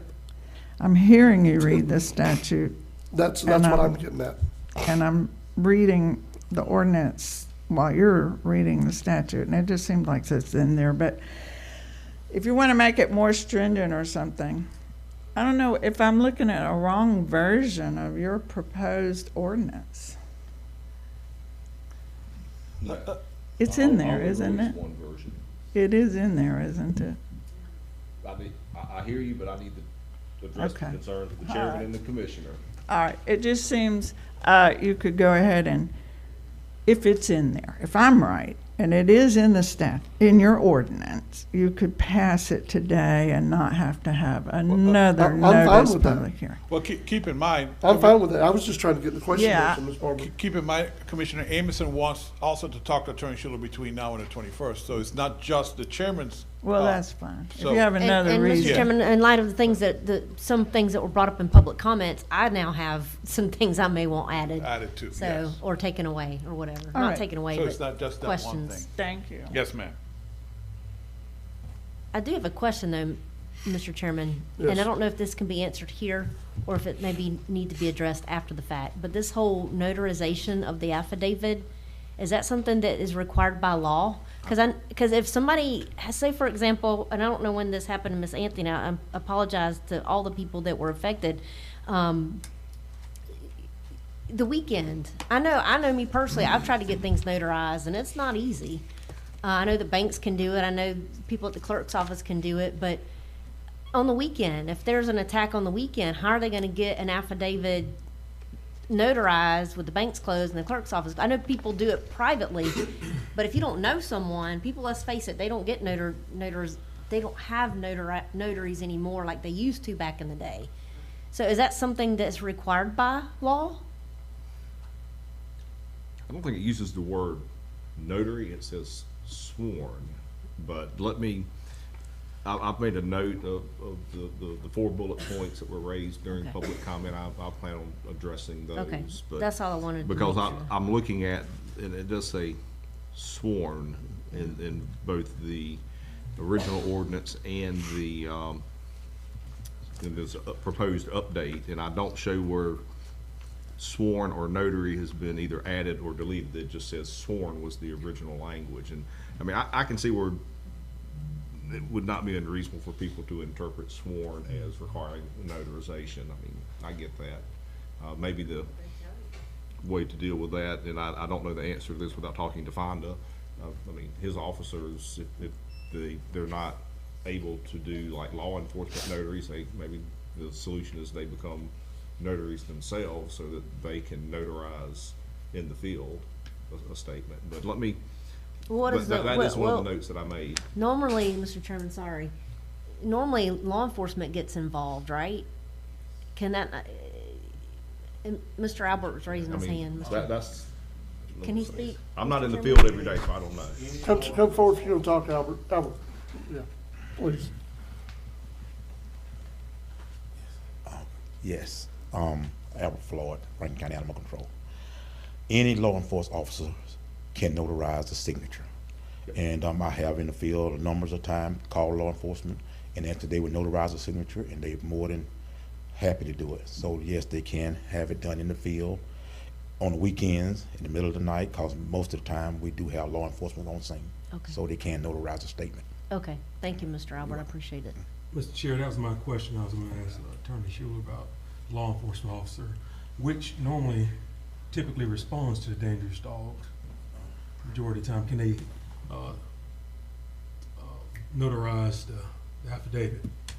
Yes, law enforcement, to my understanding, that they're what I refer to as law enforcement notaries. What I don't know, and I've never had the occasion to look at, is that limited just to their own police and law enforcement related investigations, or is it more expansive? I don't know the answer to that question. I mean, Because in all their forms, it say sworn at the bottom of it. Okay. So, something probably we need to look into as well. Yes, ma'am. Excuse me. So realistically, what happens when you get bitten by the dog? The police come because you call 911, and they come, and then you go to the hospital. Animal control brought me the form at the hospital. The officer was long gone. Right. And so, you know, I went and got it notarized. My friend, I had to take his to get it notarized because he didn't know a notary. Right. So it is kind of awkward. Okay, thank you. So the chairman, is the motion to table to, until time certain, I'm sorry, to reschedule, table, whatever term, until May 21st at 11 a.m.? Well, I think we have some other language that's gonna be either looked at or added to this. So yes, I think so. Okay. So we need a motion? Yes. Yes. I'll make that motion. All right, we have a motion to move this, what date did you say, sir? May 21st at 11 a.m.? May 21st, 11 a.m. And try to clear up some other language that we've discussed here today. That motion was made by Commissioner Amison. Second. Second by Commissioner Crew. Any additional discussion before we vote? Mr. Chairman, just to make sure that Attorney Schuler has jotted down all the information from the public in terms of what their concerns were, to try to look at and see if we can.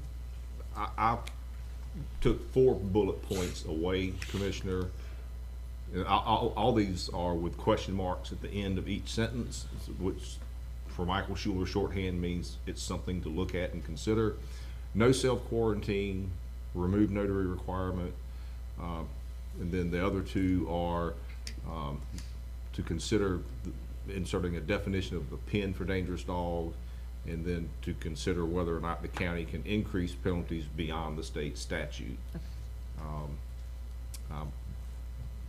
We can't be inconsistent with state statute. I mean, that there's a pecking order, and we're definitely not at the top. We can always be stricter, but we can't be more lenient, right? Yeah, we can't be inconsistent. Inconsistent. And if they've said, for example, if they say this is the penalty, I don't know that we're going to have the ability to say, oh, well, we think the penalty should be something different. But I will look at that and see. All right, any other question or from the board before we vote? As far as discussion. All in favor? Aye. Any opposed?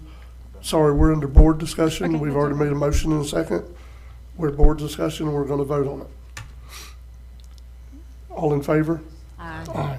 Any opposed? We will be taking this matter up at the next meeting. Ma'am, did you have something you wanted to say? I was just going to remind Mr. Schuler that we had also talked about the subsequent, you know, we were going to allow the dangerous dog to have multiple events before declaring them dangerous. That's what I was trying to address. So that's what, Yes. okay, This is so that's just- what I was just. Yeah, that's what I was wanted to be addressing. Sure that was one The of multiple points he events. was gonna look Yes. at. Yes, ma'am. There are issues 2 commissioners and perhaps Yep. 3 commissioners want to chat with, so. Yep.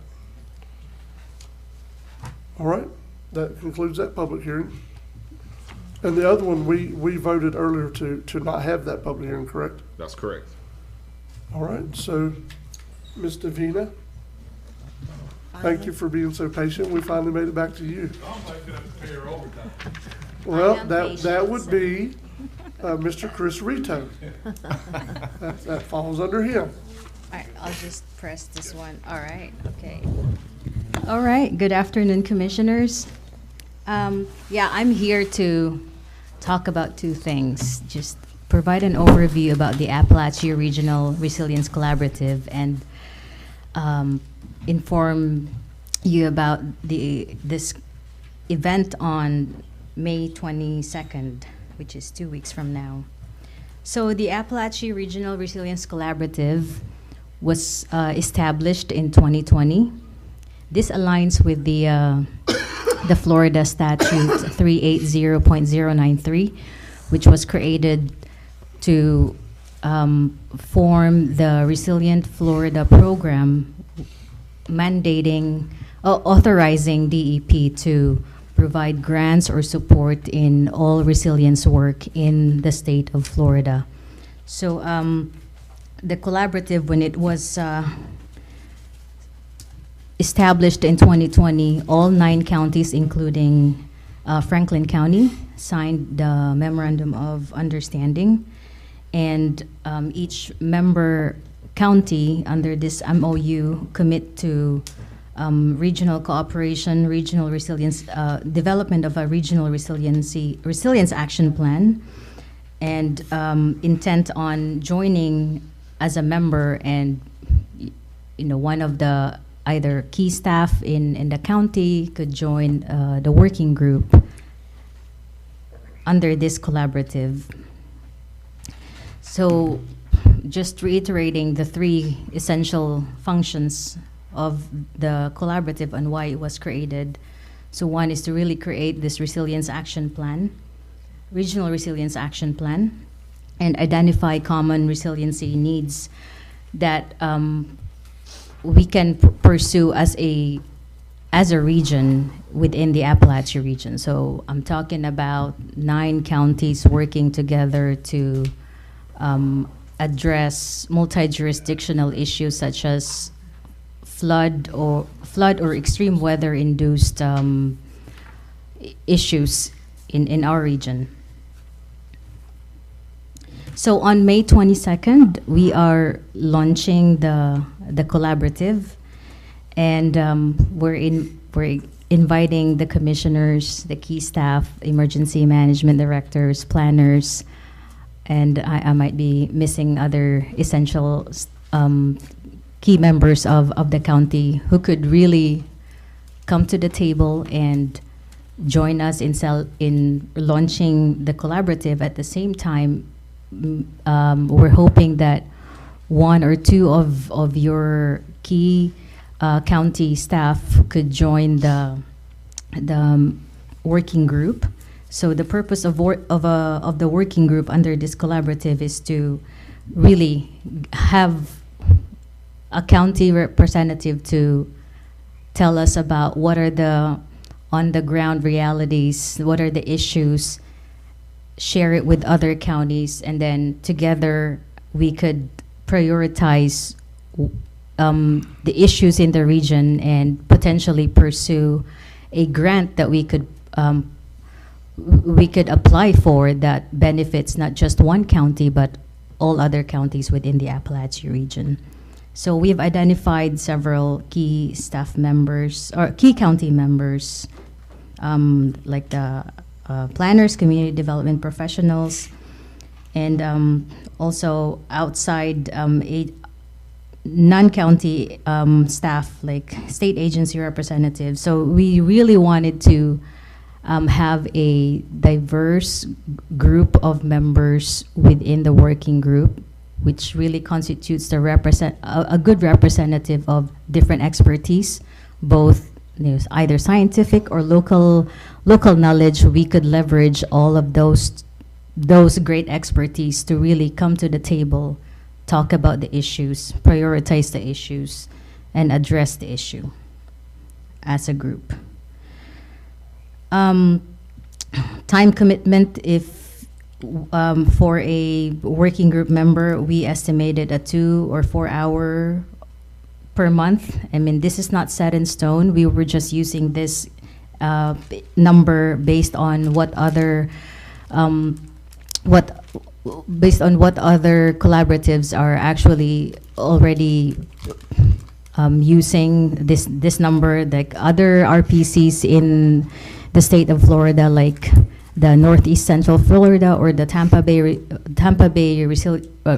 Bay Regional Planning Council, they also run their own resilience collaborative. So in our region, in the Appalachia region, this would be the only regional resilience collaborative that we have. So we are really doing this, and we want to keep this momentum going.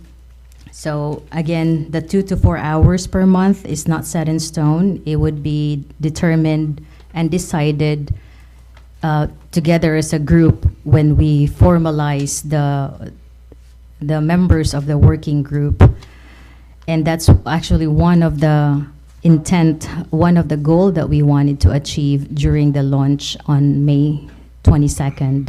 So the launching will be at the Appalachia Regional Planning Council conference room. That would be in Tallahassee, but we are also providing a hybrid format to accommodate those who are interested to join us virtually. So there will be a meeting link that we could provide to those who are interested to join us on that day via Teams. That's all I have, and if you have any questions, I'm happy to answer them. Okay. Commissioners, y'all have any questions for Ms. Davina about this resilience collaborative?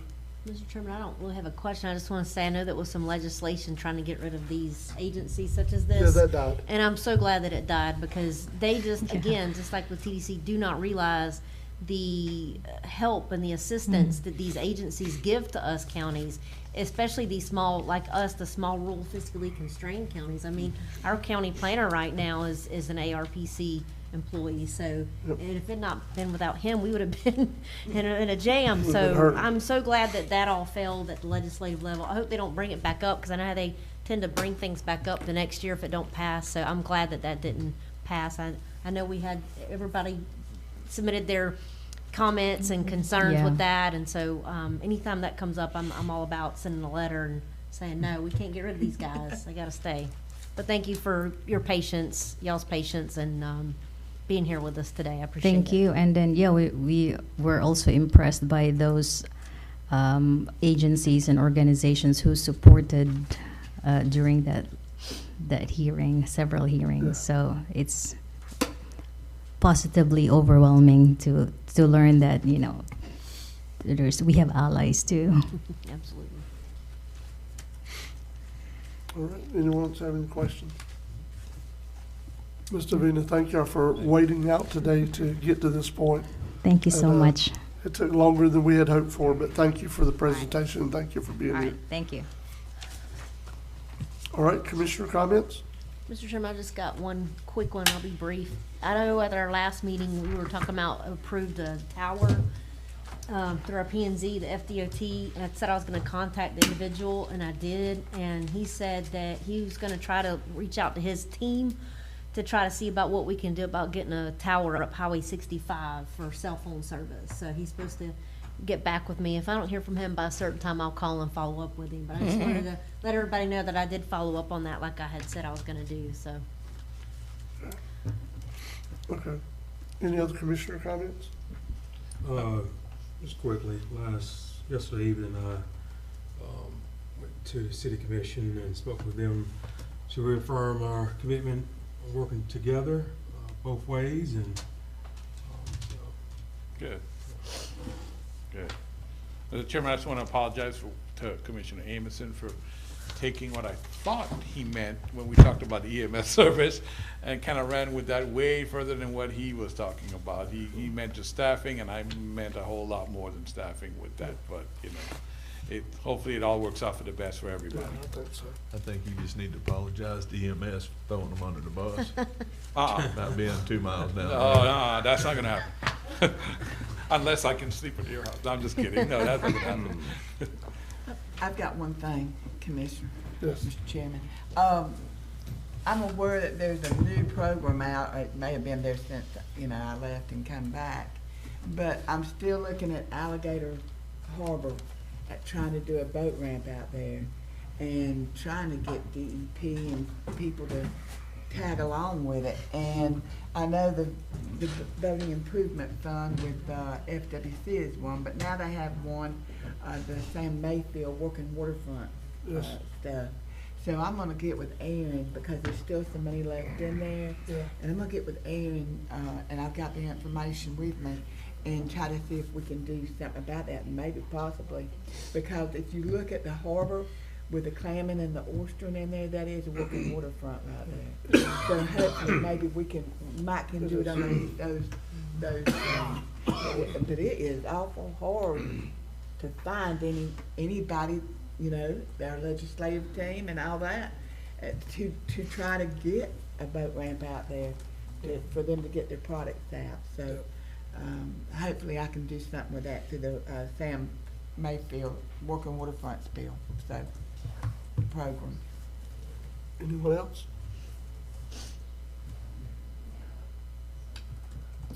Meeting is